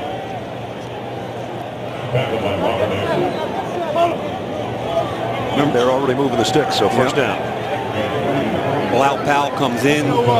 He's in with the fullback, John Connor. Remember Connor in that NFL film series, Hard Knocks? The Terminator. Terminator was easily Rex's favorite player, wasn't he? He'll lead you to the play a lot of the time. Right now, he's moving around in that Jets backfield. Sanchez is going to throw. And flags are down. Yeah, they got him. No question to me. Andre Goodman had his hands all over Plaxico Burress. And the Jets got what they wanted. No safety help, one-on-one with press Illegal coverage. contact. Number 21, defense. 5-yard penalty, automatic down. Plaxico Burress wanted a holding call instead of illegal contact. There it is. He's holding on to him. Plaxico pushed off at the end, but they already got Goodman. Good call. It's only a 5-yard walk-off to the 35. Broncos have had 4 penalties, all against their defense tonight. McKnight back in the backfield for the Jets. He's led them with 31 yards on his 10 carries. Antonio Holmes 4 catches. Good job percentage-wise by Mark Sanchez. But again, that longest pass was the one earlier in this drive at 30 yards to Burress. The quick throw again to Burress. And trying to stretch out to get the first down, but Goodman brings him down short.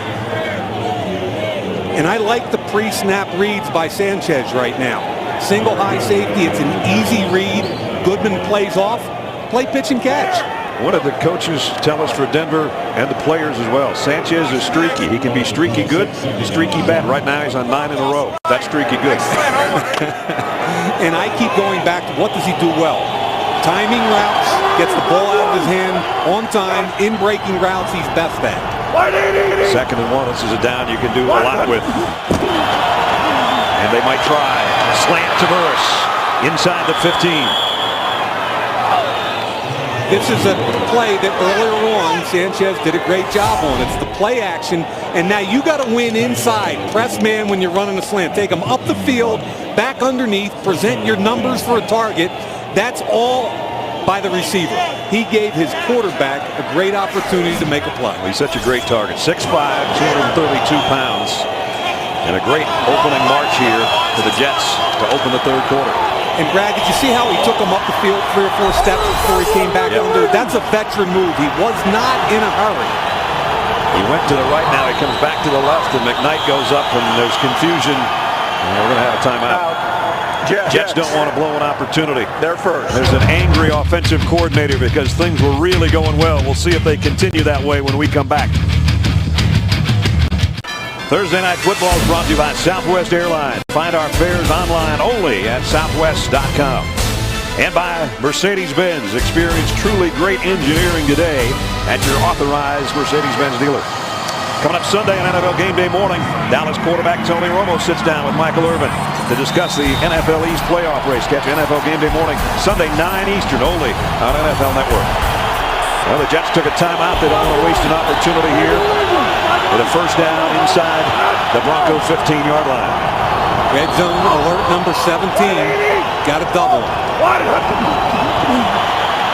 Sanchez backpedals, throws. McKnight on the screen. Joe McKnight is close to the goal line. They've got him down at the 1. And that's the 3rd screen pass of the evening. I love the call. The right guard, Brandon Moore, watch him pull out. Really good call. Plaxico is double teamed down the bottom. He looks left, comes back to his right. Here comes the setup over here. Right guard, Brandon Moore, body on a body, great cut block. And McKnight almost scores. Down to the 1-yard line, 1st and goal. Play action. Sanchez pumps one way, comes back the other. It's out of bounds. Wow. Keller got the foot down, but it hit the chalk. And that stops a string of 11 straight completions for Mark Sanchez, a career high for him. Yeah, and you got to make this throw and catch. He's wide open. How do you make the throw that high and force him out of bounds? I mean, he's wide open. Clearly out of bounds, and that's a bad throw. Look at it. Throw back. It's set up beautifully in between the number 91 Ayers, who's dropping off of Dawkins. Extra offensive lineman, 2 tight ends. Powell's the tailback, gets the call, runs into a Bronco wall, and he's not going to make it. DJ Williams Wesley Woodyard. Ruling on the field is a fumble. Wait a minute. Recovered by the Jets in the end zone. Touchdown. It's a touchdown. Yeah, I thought I saw the ball come out. I did not. I apologize. And everybody's jumping up and down about the tackle, but the ball was out early. Watch what happens here. Great goal line defense and penetration. The ball is out right now. And there it is on the ground, and you can see right there, looks like Slauson jumps on it. Touchdown. Matt Slauson, the left guard, is going to get a touchdown. And now they're going to review this, I'm sure. Previous play is under review. I didn't see the ball come out, and it's hard to miss Slauson at 315 pounds, but I missed that too. Wow. But this is a huge turnaround. I mean, here's where the defense forces a fumble. They think they make a play. Slauson falls on it. We'll be back and check on what happens with the replay in just a minute. Official review as we take another look at a crazy play as the ball came out. After reviewing the play, the ruling on the field stands. Touchdown. With a touchdown. It only figures in a game with very little offense that a guard from Nebraska would score our first touchdown. Call that poetic justice. I think so. DJ Williams stripped it. Get a chance to make a play on the goal line, and the Jets very, very fortunate. Nick Folk in for the point after.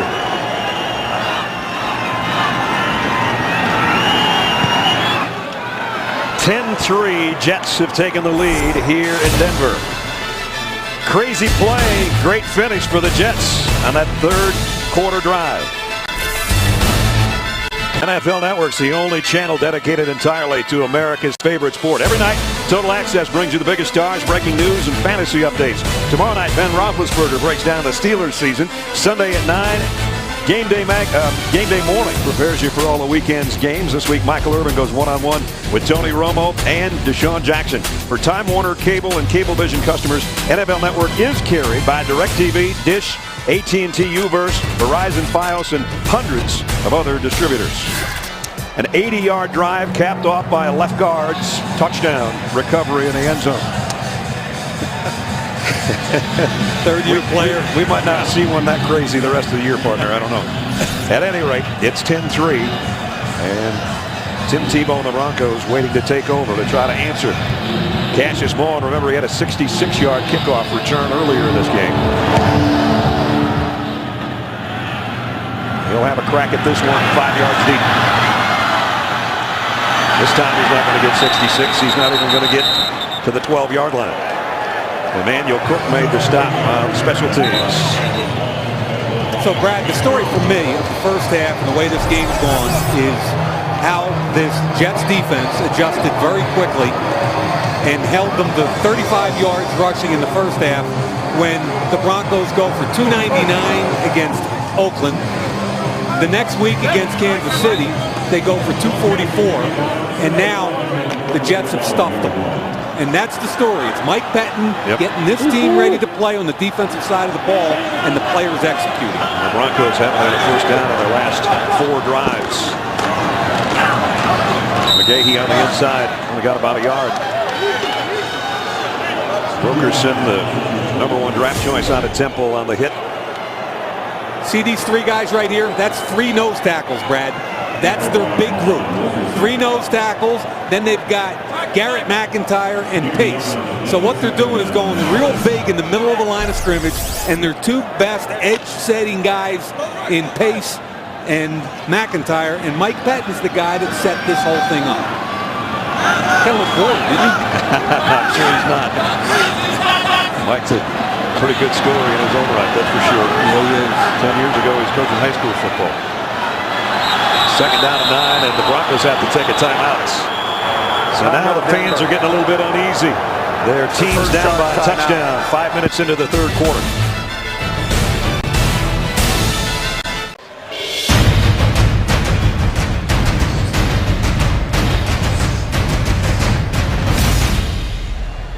Broncos trying to even their mark at 500.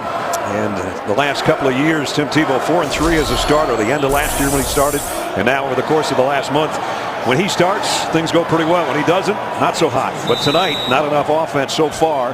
And here they are inside their own 15-yard line, having to call a timeout as they were a little unorganized on that last snap, or before the last snap. And they find themselves in a 2nd and long here. Tebow's going to throw it out to Lance Ball. Looking for blockers, broke a tackle, got a first down, and then some. And Lance Ball, who had a big game last week, rumbles out and picks up 19. Yeah, they had a chance to make a play at the line of scrimmage. Ran through the tackle of Bart Scott. Really good run here by Lance Ball. Fake the zone read, come back. Screen is set up well. Runs through the tackle first of Puha, and here comes Scott. Breaks inside of him. Good block by Beatles, pushing him past the hole. Wide 80. Wide cutting. High backfield here. Now here's the option and the pitch to the trailer. Ball, and he's got the corner. Head-on collision, but he got another first down or very close to it. Maybe a yard shy. So the Broncos, who hadn't had a first down since there was 7 minutes left in the 2nd quarter, almost have back-to-back first downs on the last 2 plays. Double option. They're going to option off the outside guy. No give, and here's Calvin Pace. They option off of him. There's the decision. He's going to pitch the ball to Ball, and Pace can't get there. Nice job. That was a little wrinkle they added last week. We didn't see it in the first half. Jets have to be aware. They did get back-to-back first downs. They respotted that ball after the ball landed at the 43-yard line.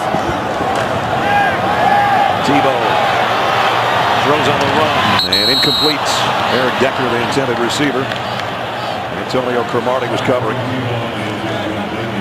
And we've talked an awful lot about Tim Tebow. And what do you get in the pass game? Well, you get a lot of ugly for a while. And it's sometimes how it seems like in the Number fourth 75, quarter with the game on the line. eligible. 75. He's got an ability to bring people back, and he gets more accurate. Got an extra tackle in the game now. Chris Clark, number 75. Wide cutting. Quick snap on 2nd and 10. McGahee, maybe 3. Check in with Alex. Hey, Brad. Well, Tim Tebow's teammates love him. We all know that the fans love him here as well, but it hasn't exactly been an easy situation here with the Denver quarterbacks. Of course, you have Brady Quinn, who did really well in the preseason, and Kyle Orton, who was the starter here, and a little bit of an uncomfortable situation. Both those guys obviously want to play, but you watch him on the sidelines. Very helpful to Tebow, a young guy trying to, as you said, learn the offense of the NFL a little bit better when it comes to the pass game, Mike. Let's see if he passes here, Alex. 3rd down and 7.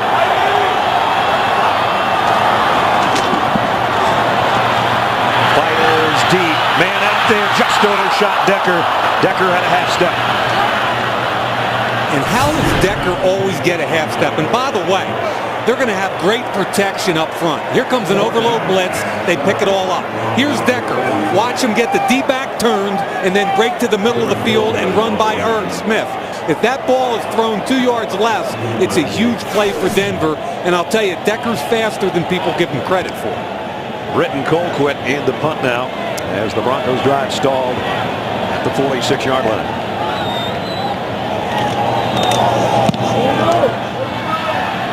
Jim Leonard waits and lets it go. This one takes a positive bounce, and this time number 12 did get there. 3rd time's a charm for Matthew Willis. Look at this ball bite when it hits. The point hits. Leonard can't believe it's going backwards. Matt Willis says, thank you for the Sunday hop. Beautiful. Inside the 1, a 53-yard punt. And Willis, who's been chasing those kicks all night long, finally got him one.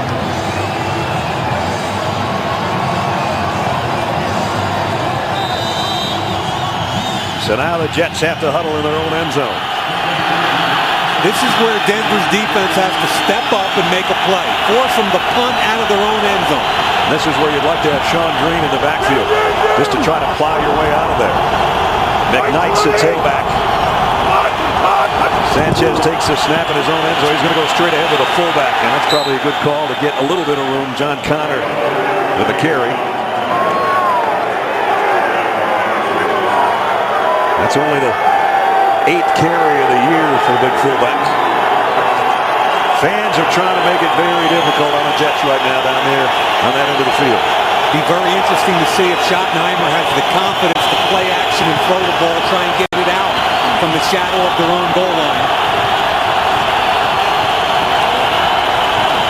Got one wide receiver in the game, and he's being covered by Champ Bailey. Keller, the tight end, the motion man from the end zone. Sanchez incomplete, going for Keller, and couldn't hit it. And now it's going to bring up third down, basically in your own end zone. You don't want to get caught holding back here either. Yeah, and they wanted to get to Santonio home. Watch him get blown up in here. Champ Bailey forces him inside. He runs into two different players, including Dustin Keller, his own teammate. Nice job by the Broncos setting up a critical third and long. Tough spot for Sanchez.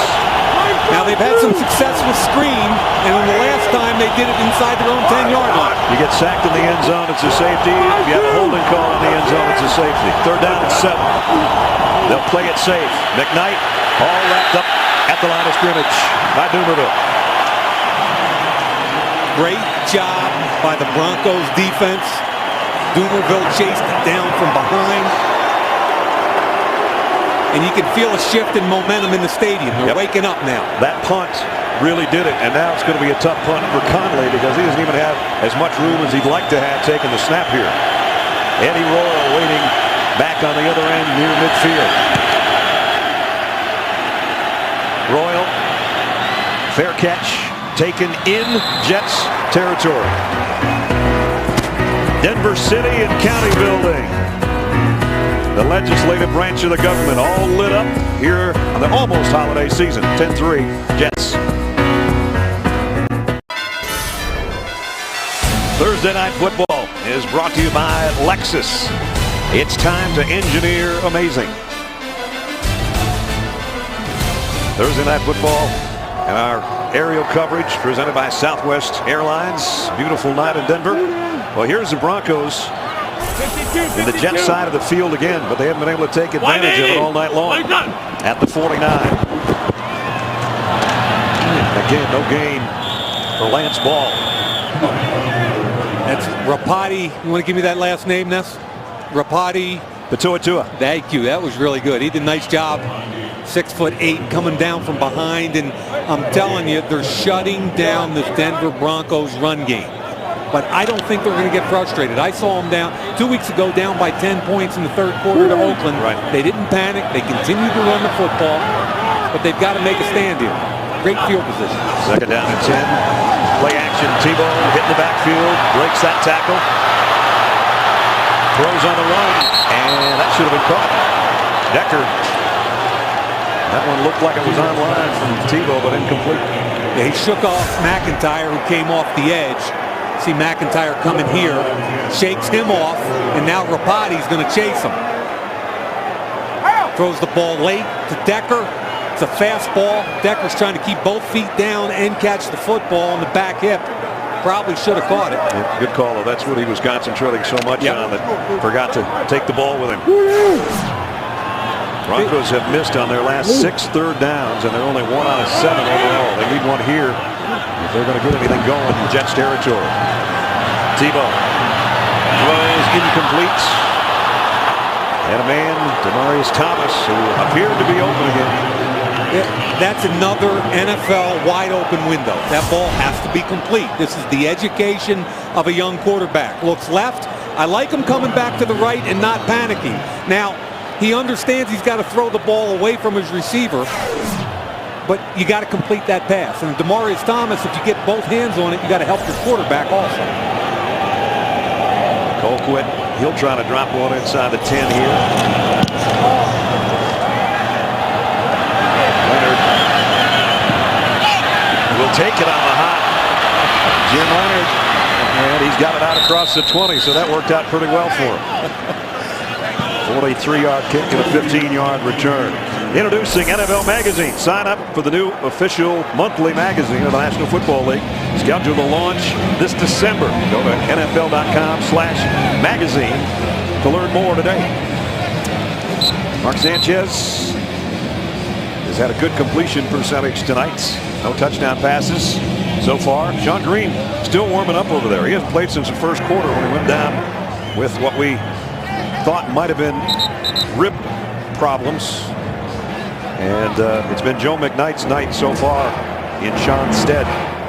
And keep in mind, everybody thinks LaDainian Tomlinson and his absence tonight means what a great running back, and he is a Hall of Fame running back. But what they miss now is his pass protection on third down. Sean Green, the next best pass protector, is out. So it's difficult when you're working with backups in pass protection. McKnight out to the 25. Brings up second down and 6 with under 5 minutes and change in the third quarter. The Jets with a touchdown from a fumble and a recovery by Matt Slauson in the end zone. Other than that, just a couple of field goals so far tonight. And Slauson there on the left, Mangold. You know, when they lost Mangold earlier this year against Baltimore and Oakland, they really struggled. He's the guy in the middle of that line that keeps them together both in the run and pass games. All-pro center Nick Mangold. Here comes the blitz. Sanchez gets rid of it, but it's behind Plaxico Burress. And he had to get rid of that one in a hurry.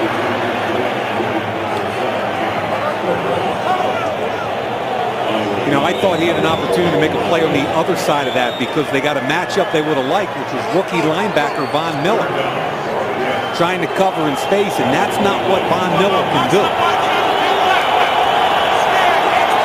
Jets, they've missed on their last 5 third down situations. Both teams struggling on third down.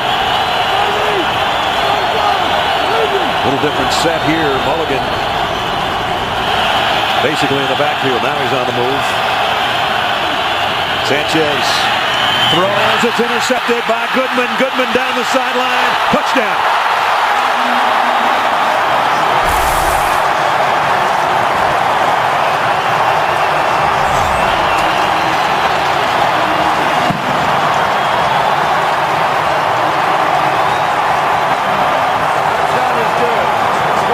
Sanchez hadn't made a mistake until right there. And it's a big one. In the corner, Goodman undercuts the route. You're going to see it from this side of the field. It's coming this way. Plaxico from inside runs a whip route. He's going to come right underneath. Plaxico's got to protect his quarterback and use that big body to shield him. But that ball should have never been thrown. Really love the play by Goodman. The break on the football, finishing by catching the football. And now we're rocking and rolling in Denver. Third pick 6 thrown by Mark Sanchez this year. Prater to try to tie it, and does. Oh, how one play can change the complexion of a football game.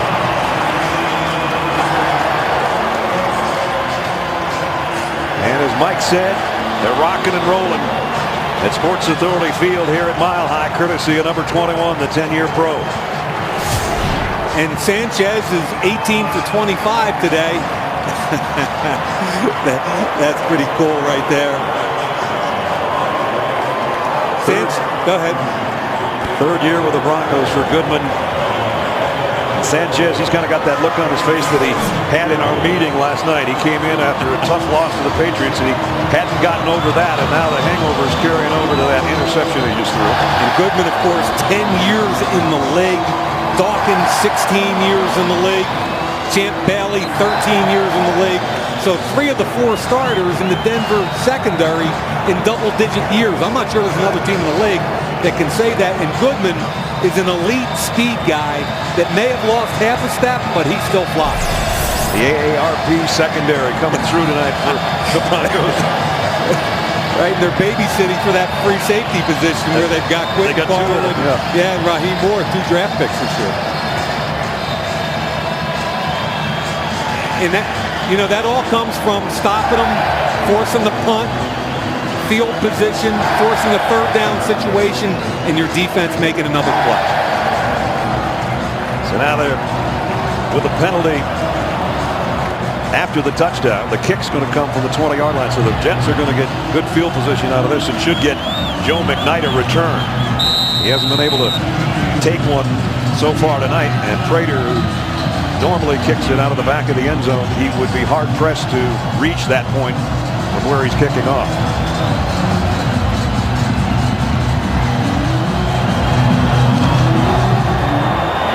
Still a deep kick. Looks like last year. To the 2. McKnight. A little bit of an avenue. Joe McKnight. Fumble. Ball's out. Let's see. Denver might have it. Battle for the football. And I mean a fight for the football now. Head linesman and the side judge. Bronco football. Wesley Woodyard stripped it, and I'm not sure if Rosario didn't get it. But Wesley Woodyard, the nickel linebacker, did a great job stripping the football. Watch 52 come in from the left of your screen. The left-hand hook strips, the ball's loose. And there's Cassius Vaughn, 41, dropping on top of it. And now the fight ensues. Jets with 2 turnovers in 10 seconds. Wow. There's nothing that will kill you in the NFL more than losing the turnover differential battle. Joe McKnight, that is the 4th lost fumble by the Jets on special teams this year. And Brad, Mike Westhoff is one of the best special teams coaches in the history of the NFL. Their numbers are great everywhere except right there. That's the most in the NFL. A lot of teams right here would try to take advantage of that turnover and go for a big play. Probably not the case with the Broncos. You never know. McGahee's going to be dropped for a loss of 2 by Wilkerson. And I'm telling you, the big guys up front, Wilkerson, DeVito, Puha, Dixon, Ellis, Rapati, they're doing a great job rotating those guys through and just extinguishing this entire Denver run attack. Broncos have been camping out in Jets territory tonight. They don't have anything to show for it except the touchdown by their defense. They've got to find a way to get the Jets loosened up. The Jets are playing with numbers and they're playing with size, and you got to back them up. Play action. Tebow throws, and again a diving attempt, and the ball comes out incomplete. Darrelle Revis was covering, and he got his hands on it momentarily. Play action, they were hoping to get down the field with a dig route. There's Eddie Royal. The ball went in the air. I thought Revis might come up with it right there. Almost did. Yep. Tim has missed his last 5 passes now. Here's a 3rd down and long again. Trying to take advantage of the fumble recovery on the kickoff. They're going to waste another opportunity unless they pick up this 3rd down. Tebow pressured. Throws on the run. And out of bounds. Lance Ball was the closest guy. Jets kept the free safety in the middle of the field. The post route was not there. And like most left-handed quarterbacks, Brad, much better rolling to his left. I've seen that on tape. He's uncomfortable to his right. And another wonderful opportunity from a field position perspective squandered. Colquitt dropped the last punt inside the 10, but Jimmy Leonard took it on a hop and got a decent return. See how this one works out.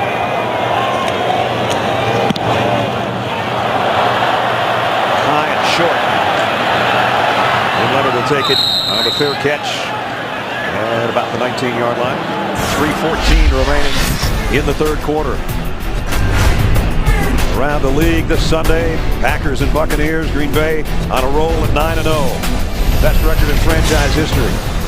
Matt Schaub's out with a right foot injury. That means it's going to be Matt Leinart. There's some injury problems with a lot of quarterbacks. Big games, Bengals, Ravens, Bucks and Packers, the Titans and the Falcons. Falcons trying to come back from an overtime loss to the Saints, and the Eagles in a must-win with the Giants. I'm intrigued by Houston and whether or not Matt Leinart has grown up to the point where he's ready to take over that program. Sanchez, who had a pick 6 the last throw. This one's complete, and his tight end's got a good gainer of 15. Dustin Kelly brought down by Chris Harris. Yeah, he's going to beat DJ Williams here, and it's a good throw and catch. Number 62. Sanchez will be looking to his left. There's the play right there. Good throw. Good catch. gets up the field, makes yardage. Interesting, Brian Schottenheimer coming right back to his quarterback who just threw an interception for a touchdown and let him throw on first down, and he got a good one out of that. At the 34-yard line, first down, Jets. Play action. Sanchez looks right, wants to come back to his left. And incomplete, intended for Plaxico Burress, but he had a lot of heat coming from Elvis Dumerville. And I've got no problem with that throw. He had nothing. He looked at the slant up top, it wasn't there. He came back down to Plaxico, it wasn't there. Play action, doesn't see it up top. Now he's coming back to his left. This is where I like what Sanchez does. Throw it away, come back and fight another day. Second and 10. That rhymed, didn't it? It did. Perfect. Wow.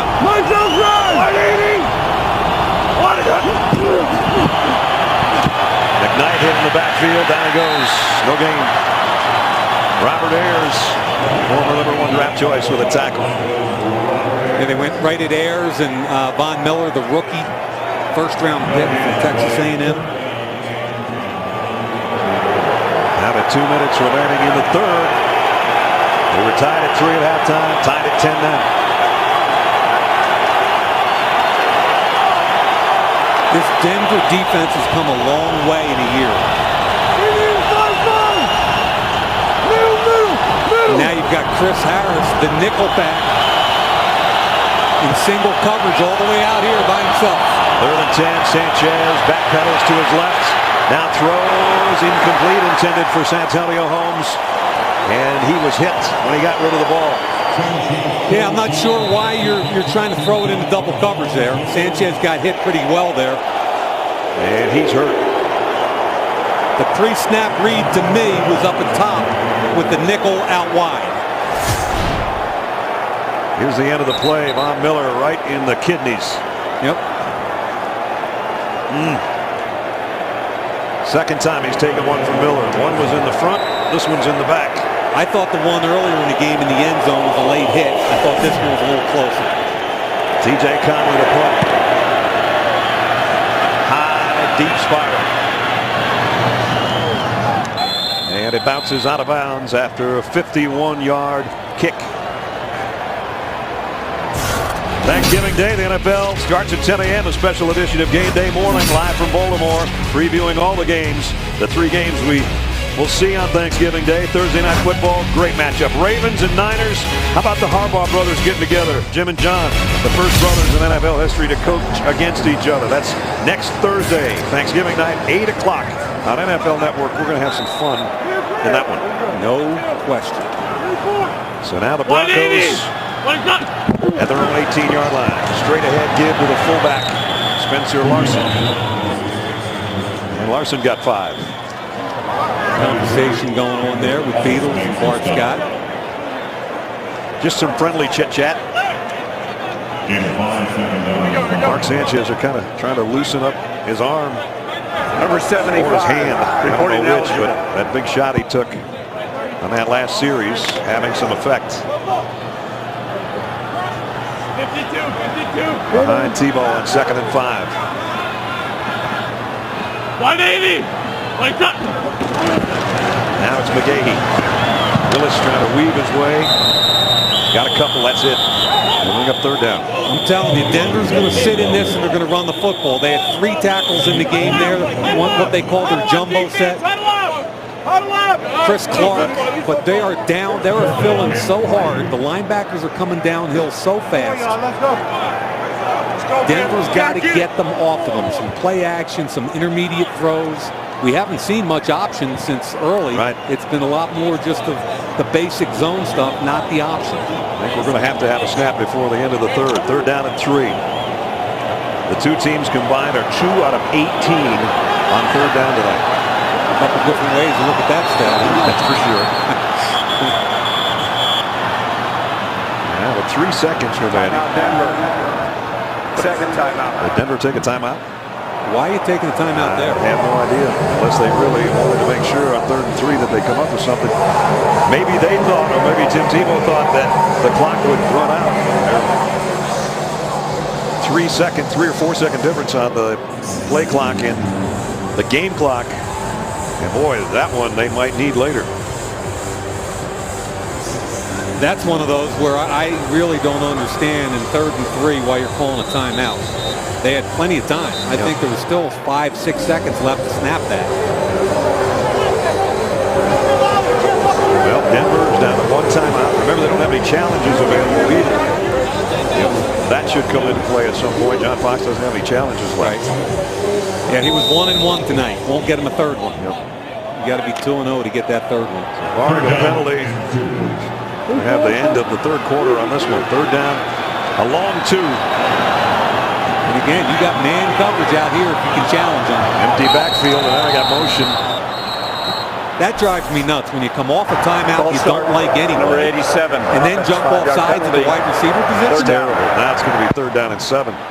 That's a coach killer right there. How does a wide receiver who's looking in at the ball ever jump off sides?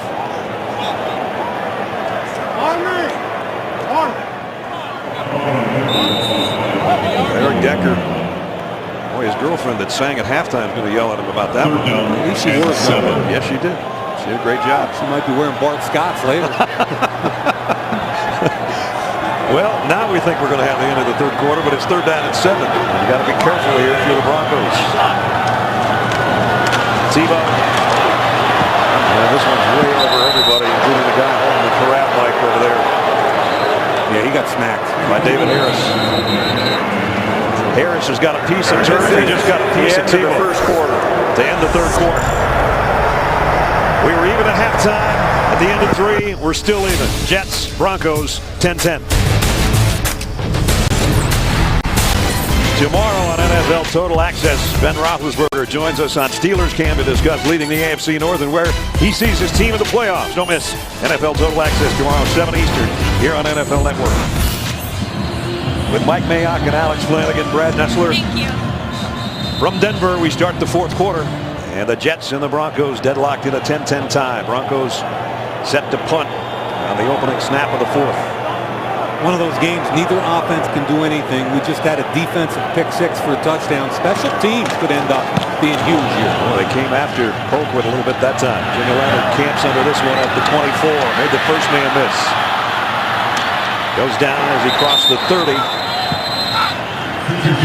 Lance Ball made the stop. Mark Sanchez coming back out. Alex, anything on him? Yeah, Brad, you see he's walking back onto the field, putting his helmet on. Came off, can't tell exactly what it was, something between his wrist and maybe his neck. Spent the time on the sideline throwing with Mark Brunell, trying to kind of shake off his arm, maybe kind of a neck, something between his neck and his shoulder. Laughing, though, with Mark Brunell as they went and looked at pictures. I think that's one of the things you got to appreciate about him, which is just his steady demeanor on the sideline. Nice to have a 41-year-old guy around to help you through the tough times. He's older than most of the coaches in that staff. 1st and 10, New York. Here's a stretch play to McKnight. And Joe's got room to run.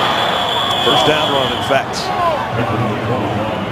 He's getting a lot more carries than he was anticipating tonight, I can tell you that much.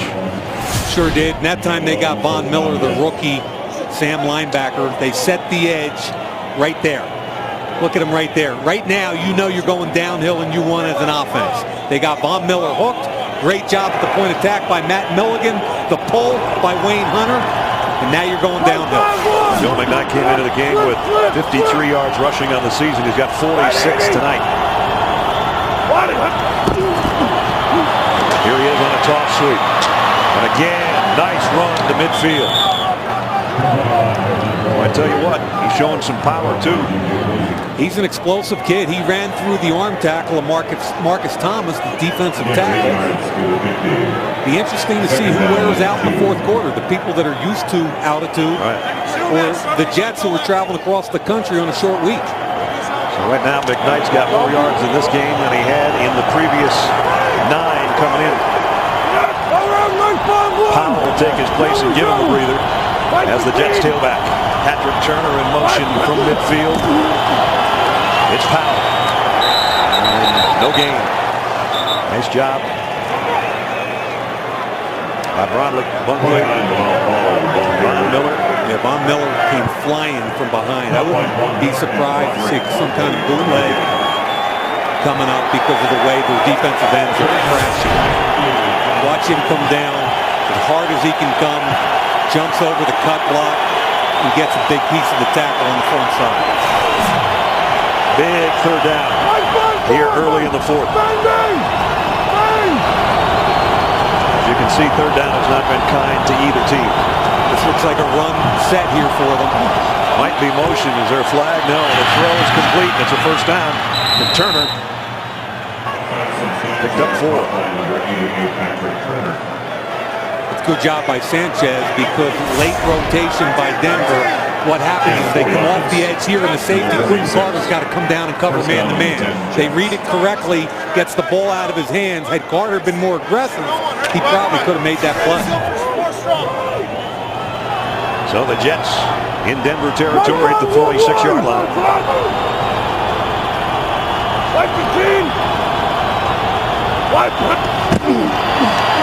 Fakes it to Powell, and Sanchez wants to load and go long, and he's going to go down instead. Elvis Dumervil, who a couple of years ago led the league in sacks, has got the second sack of the night for the Broncos.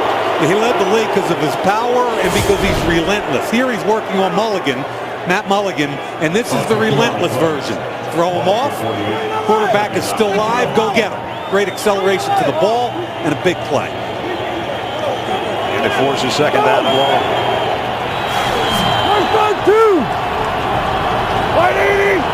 McKnight back in there on second and 12.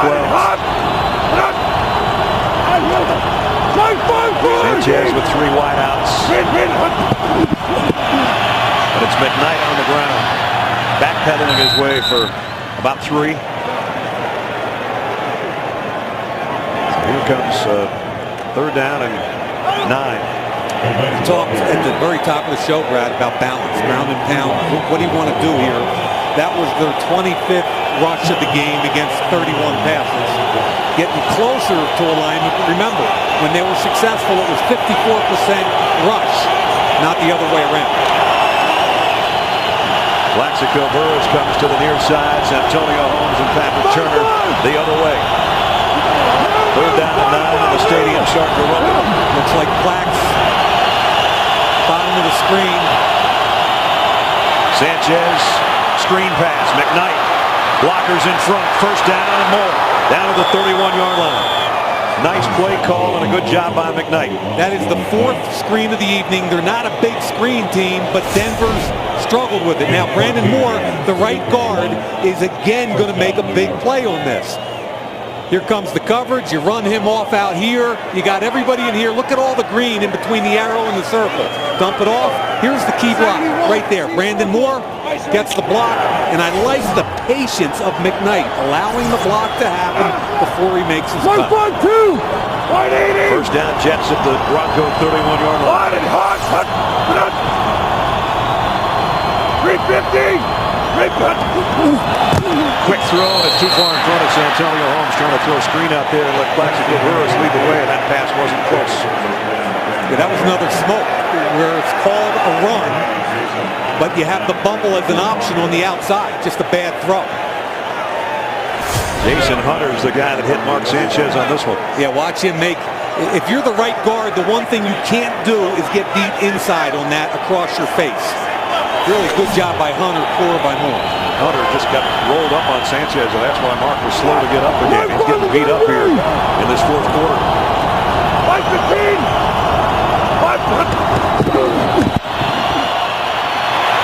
Powell powers his way for 4. You hear us talk about zone run and zone schemes. All it really means is the entire line is taking a step to their right and picking up the first different color body as they go. It's not a man scheme. It's like in basketball, a zone. Pick it up on the fly and then let that back make the cut based on wherever you take it. On third downs on this drive, Mark Sanchez on 3rd and 2 got a 4-yarder. On 3rd and 9 got a 14-yarder on the screen to McKnight. Let's see how he does on this 3rd down and 6. This time, not so successful. Santonio Holmes, the intended receiver, and again, the pressure was coming on Sanchez. Yeah, it was a pressure because of a potential overload to their right. Brandon Moore, the guard, was very concerned because he had a couple of, look at Moore pointing over here. Here comes the overload, trying to tell Sanchez. They've got 3-on-3, good protection, set your feet and make a throw. You had time, Mark.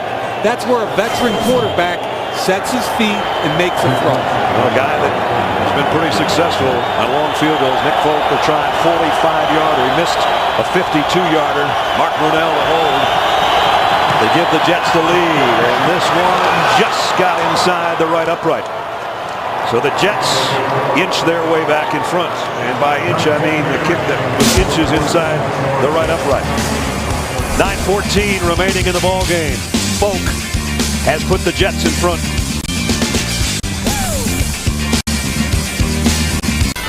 Thursday Night Football is delivered by Papa John's, the official pizza sponsor of the NFL. And brought to you by Droid Razor. Thin is no longer frail, only at Verizon.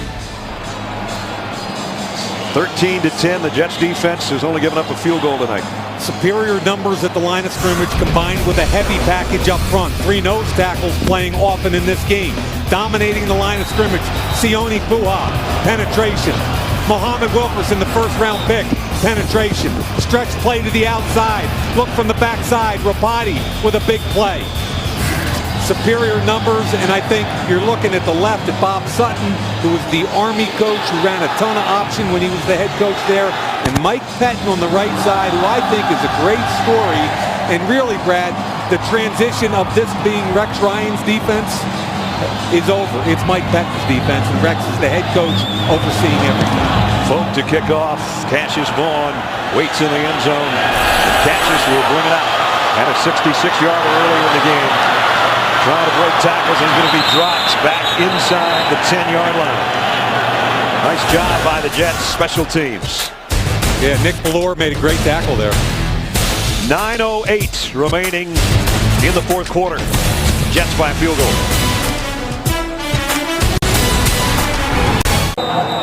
The Broncos have gone 3 and out in their last 3 series, and Mike, they can't afford too many more of those because time is running out. No question, Brad. The fullback gets a carry here out across the 10 to the 11, Spencer Larson. You know, Brad, we talked about Mike Pettin a couple of times, but what a great story is. Here's a guy in 2001 was a high school football coach at North Penn High School outside of Philadelphia. He actually took his high school team to the finals of the Eastern Pennsylvania Championship. You know who he played against? Who? His dad. Oh, that's always who coached him in high school and is an icon in Pennsylvania. His dad, Mike Pettin, at Central Bucks West. We'll get back to that in a moment. Defense doing the job on the Broncos tonight, and they stop him short of the first down again. So 2001, he's at North Penn. He's trying to get out of high school coaching, and Matt Cavanaugh, who's with the Baltimore Ravens at that time, as their quarterback coach, says, you know what, we've got this video job open. It's not a football job, and it doesn't pay really well, but it might get you in the door. He took 5,000 of Brian Billick's drawings and converted it from Mac to PC. And he had no idea, he lied to them about knowing how to do it. Third down. They don't get it.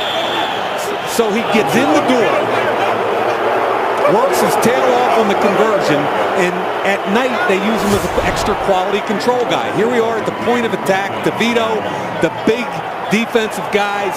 Here's David Harris. Bang! Great tackle right there, holding up first down. He does quality control at night with Rex Ryan, Mike Smith, and they end up offering a job in quality control in 03. Now he's a coordinator in the NFL. Jim Leonard on the punt return gets it into Bronco territory. I mentioned they couldn't afford any more 3 and outs. They just had another one. Now the Jets have got the lead and the ball when we come back. Talked about the Jets defense tonight. I'll tell you what, Dennis Allen's defense for the Broncos has been pretty strong too. Yeah, second pick in the draft this year. Coming off the edge, he and Doomerville meet at the quarterback. They get a sack. Von Miller dropping in coverage, something he didn't do at Texas A&M. Spies the quarterback, elevates, get a piece of the football, and finally closing down on the run, makes the play behind the line of scrimmage. Knight stopped for a short gain. Bungley, boy, he has had an active night at defensive tackle for the Broncos as well. You're right, Brad, and he's a guy they got from Philadelphia in a trade. Not the 340-pound nose tackle, the behemoth, but the quicker guy that's really effective with movement. Down to the 7-minute mark. Jets clinging to a field goal lead here. And if you're a Bronco fan, you've got to do something to turn the field position. Yep. Because if you let them punt down to the 10-yard line, you just don't have that kind of offense. Saw Plaxico Burress and Santonio Holmes both on the right side as Sanchez lost one out there. And he's lucky Andre Goodman didn't snatch that one and go the other way too. And that might be how they have to win this football game. But Dennis Allen coming off the edge on naked boot. Naked boot means flow that way, come back the other way. Here comes the pressure off the edge by the safety, the rookie safety we talked about, Quentin Carter. The ball is laid up so softly that Goodman almost got there. So third down and long.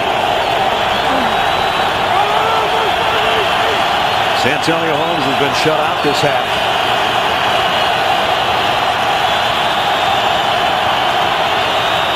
Whoops. Movement all over the place. And I thought Slauson was trying to pull too quickly there, but I don't know. All start. Number 78 offense. 5-yard penalty. Wayne Hunter, the right tackle. So it's third and worse. Third and worse. What does that convert to? About 13.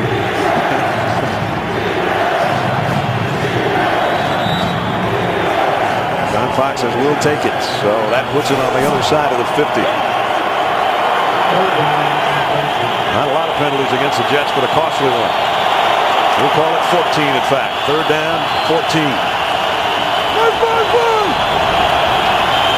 Completely changes what you do defensively. You probably only rush 3 or 4 and play coverage. And they're going to run it. And Powell would drop down at the 44. Where it's fourth down. And this is where they tried a field goal from in the first half. They're not going to do that now because that was on the final play of the first half. With Conley out to punt instead. Eddie Royal really hasn't been able to get his hands on any tonight. But a dangerous return man when he does. Yeah, and I'm not sure you give him a chance here. I mean, the only way you're going to get beat right now is if something crazy happens. Your defense is playing so well.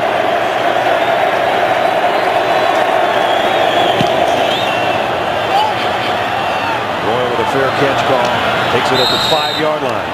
So Denver a long ways away from even being in Jets territory. But they're only 3 down with 5:54 to go. We're the first game of this coming week, and a lot of teams either with 6 or 7 games remaining. So if the playoff picture, if you stopped everything yesterday, here's how it would look. The division leaders being Houston, Pittsburgh, New England, and Oakland. Baltimore and Cincinnati, the wild cards. But the Jets play Denver, obviously, here tonight. They play Buffalo. They've got Kansas City, but they've already lost twice to the Patriots. So this game is very important for both these teams, and so the next 6 minutes is very important for both these teams. And they've already beaten Buffalo, and they get them again next week. Tebow from his own end zone. He's right about Eddie Royal made something out of it. He gets sent out of bounds over there by Jim Leonard. I think Jim Leonard's the one that missed the tackle at the goal line. Now, this scares me, okay? Here goes Royal in motion, the fake. Here comes Leonard. He's coming a long way to try and make a big play. He smelled that thing the whole way. Good job by Eddie Royal, because if he gets tackled in the end zone, it's a disaster. It sure is. Instead, an 8-yard gain. On 2nd and 2, here's the option.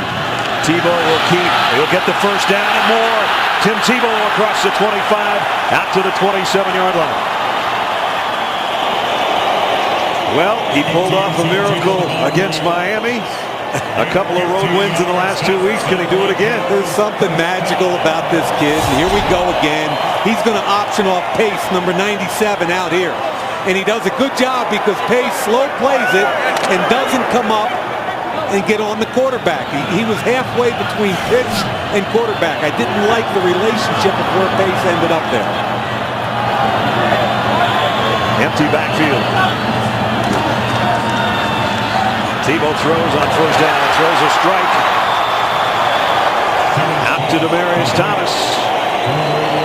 Brad, I've watched this kid make a lot of throws, okay, in college and now. He's so much more comfortable when he's moving outside the pocket on the move. When he's chained to the pocket, I think he struggles. When he flows to his left, like right there, it just comes out more natural.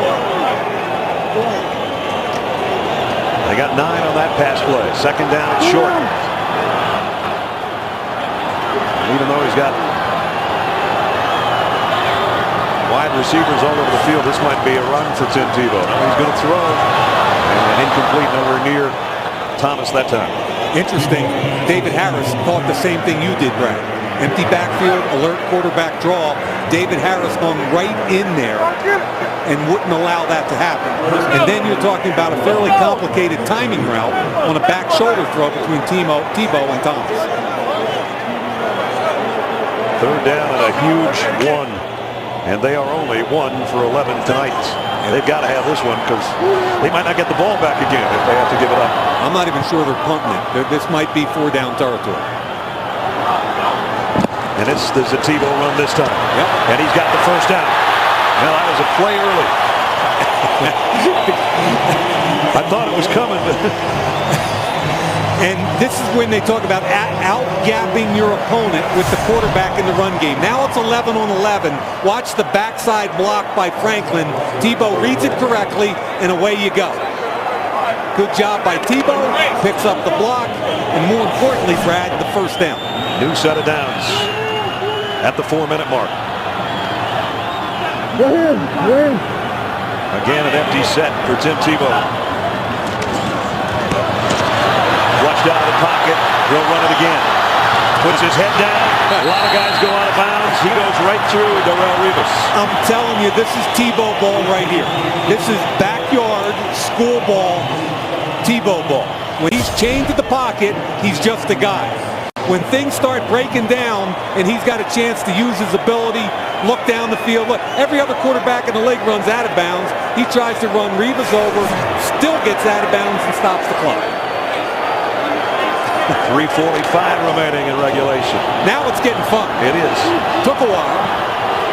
Second down and a long one. Empty again. Look at Harris staring him right down. Tebow time again. Another first down. Trying to rip the ball out. David Harris couldn't. Chris Cooper, the right guard, pulled and got on David Harris. Here's Chris Cooper right here. Watch him come around and get on Harris with the key block. This is just a little quarterback counter. Instead of using a tailback, now you have 10 guys blocking instead of 9. Great block by Cooper at the point of attack. And that's not your normal quarterback at 242 pounds who almost lost the football at the end. He took over at their own 5-yard line with just over 5 left in the game. Now it's the 8th play of the drive. 2 minutes later, first down at the Jets 44. Tebow throws in the dirt. Demaryius Thomas, the intended receiver. What did we just say about in the pocket? Not being comfortable. Chained to the pocket. Throws it off his back foot and bounces it out there. Good looking drive, though. The best one of the night for the Broncos offense.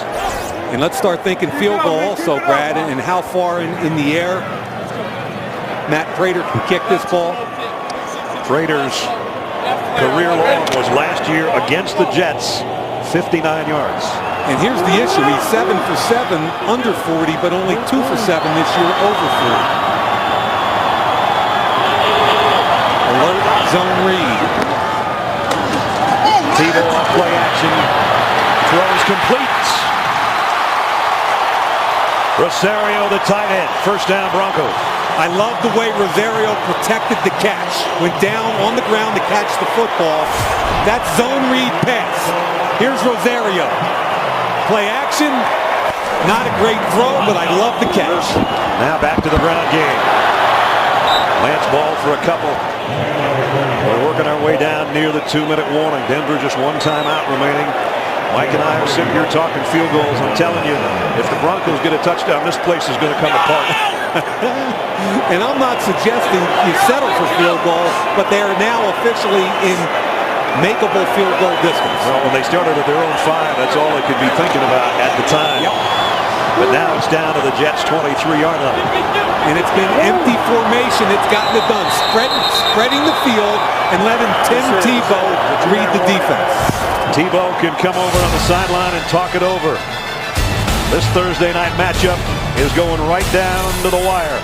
13-10 Jets. Broncos not done yet. Night football is brought to you by Sears. Sears has the perfect gift for anyone on your list. Real gifts, real joy. Sears. And by Jeep. Visit Jeep.com to learn more.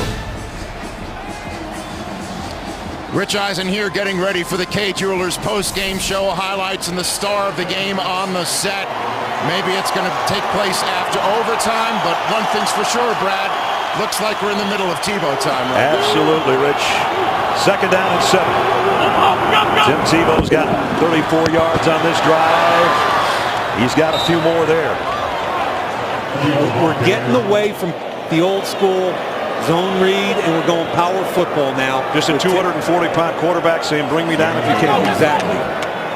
Zane Beadles pulled that time. Time before was Chris Cooper. It's just power football with an extra blocker in the game. This one might tell the tale right here. If they get this third down, they can keep the drive going, maybe get a touchdown and win it. Otherwise, we're going to see a field goal if they don't pick this up. Yeah, we got a knucklehead. Oh, boy. We got a knucklehead. John Fox is saying, let's get an official timeout here. Let's not let the clock go away. Let's not even show this guy. Knucklehead round. Don't show him. Knucklehead on the field. We'll have to get him out of here.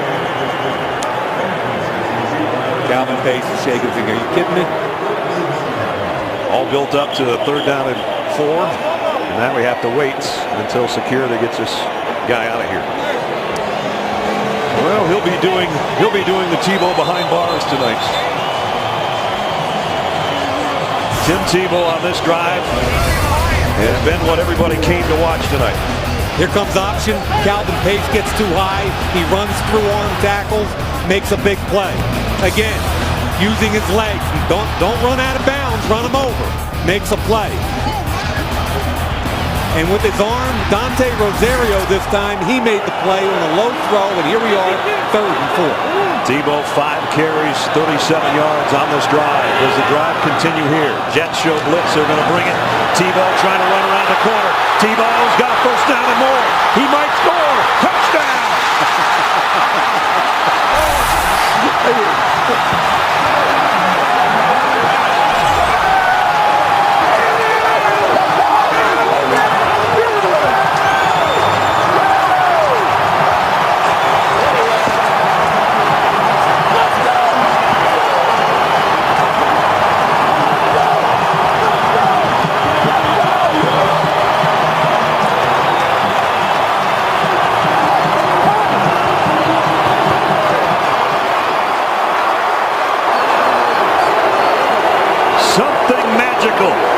About this kick.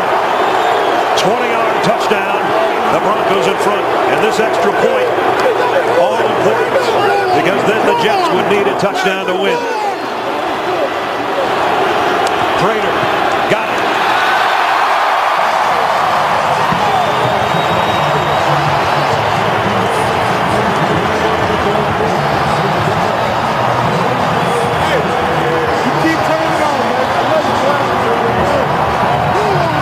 The Jets brought 8 people in a full-out blitz. Eric Smith was unblocked, so what does Tim Tebow do?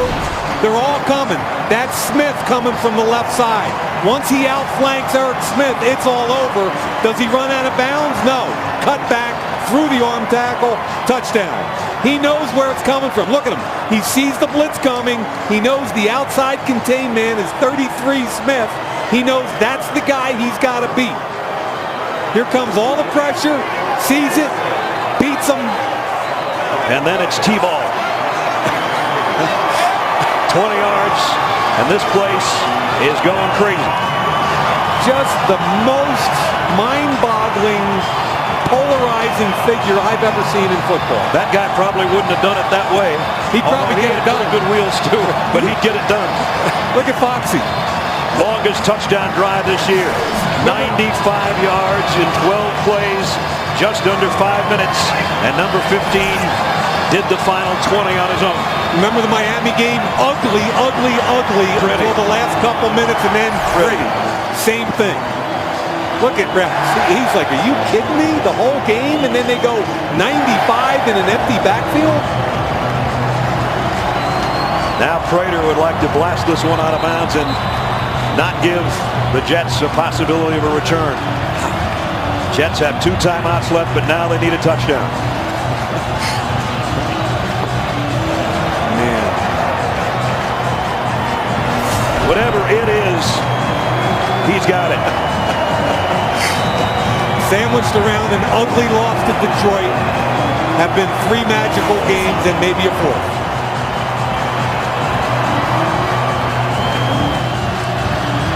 Raiders kick. From 9 yards in, Cromartie's going to take a chance. Didn't pay off. Rosario had a big catch as the tight end on that drive. Has the hit on special teams, and now number 6 has got his work cut out for him. He's been a much better fourth-quarter quarterback since the postseason a year ago. And Brad, this is what I love about the NFL. We just saw a young quarterback go 95 and show poise under pressure.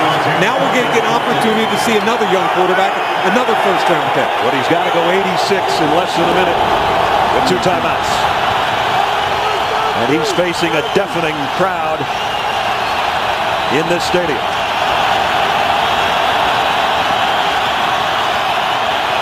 Sanchez steps into his throw and throws a dart to Keller, the tight end, and he's got a first down and out of bounds. Really good pass protection, and they picked on the right guy. The nickel backer, Wesley Woodyard, mismatch with Dustin Keller. You saw Mike McCoy, the offensive coordinator, with his arm around his quarterback on the sideline. Now the Jets quarterback is the one on center stage.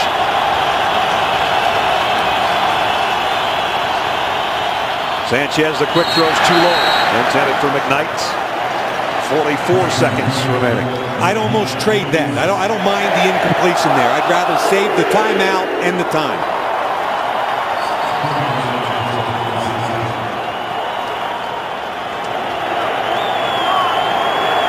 The fans kind of taking a breath. They'll come to life again as the Jets break the huddle.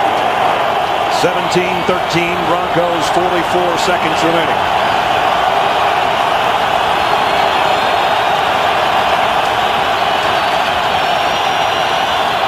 On 2nd and 10, Sanchez waits. Deep ball on the sideline over everybody's head. Goodman was covering Plaxico Burress. It's 3rd and 10. Yeah, they're not going to let that happen. Dawkins was coming over the top. I really believe you've got to get some kind of intermediate route down the middle, use a timeout. They're not going to let you get the deep one outside. John Elway, the Hall of Famer, looking on.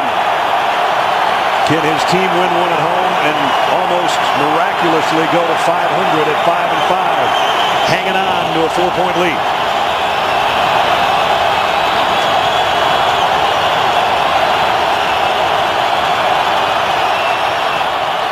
Sanchez, down he goes, and it's Von Miller again. This is why this kid is so special.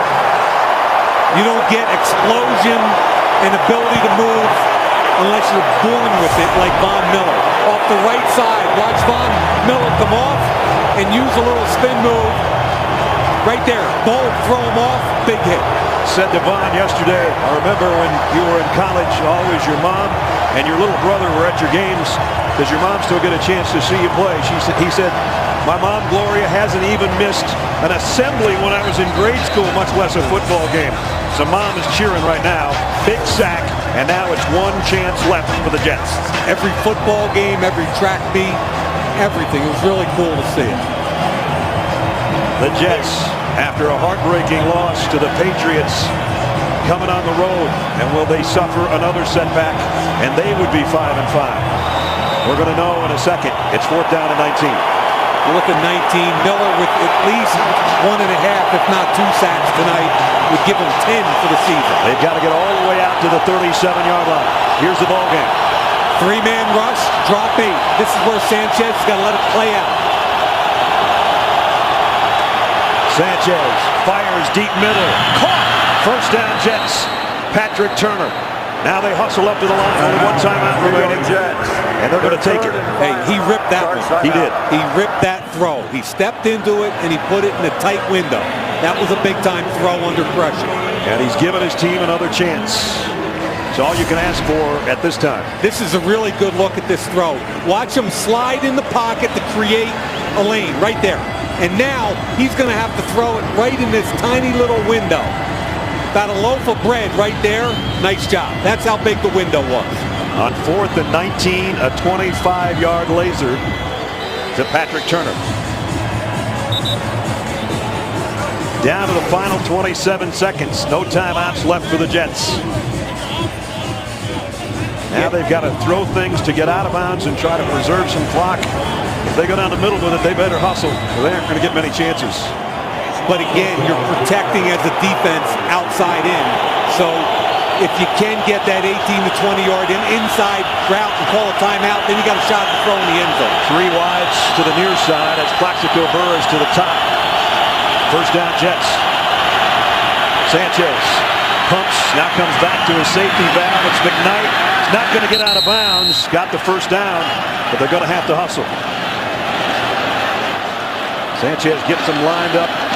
Time's running. You're down to 10 seconds, man. 10 seconds. They spike it with 7. Well, I don't know why you don't use the timeout right away there. There were 18 seconds left when the whistle blew.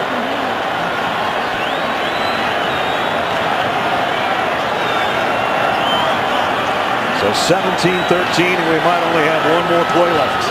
Want to stay with us at the end of the game. Rich Dion, Marshall, Steve, and Michael will be live on the field breaking down the action, complete with highlights and player interviews. Make sure to keep it right here. K Jewelers postgame show immediately following our action, which is down to 1 or 2 plays.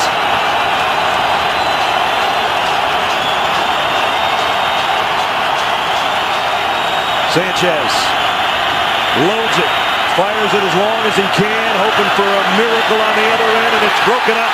And the Broncos have beaten New York on another Tim Tebow night.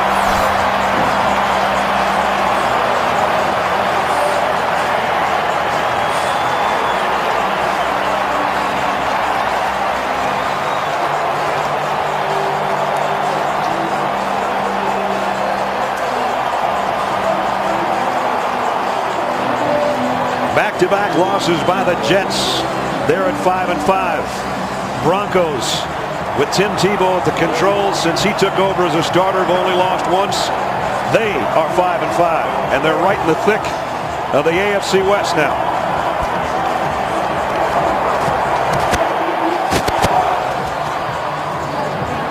The Jets were down to 1 chance,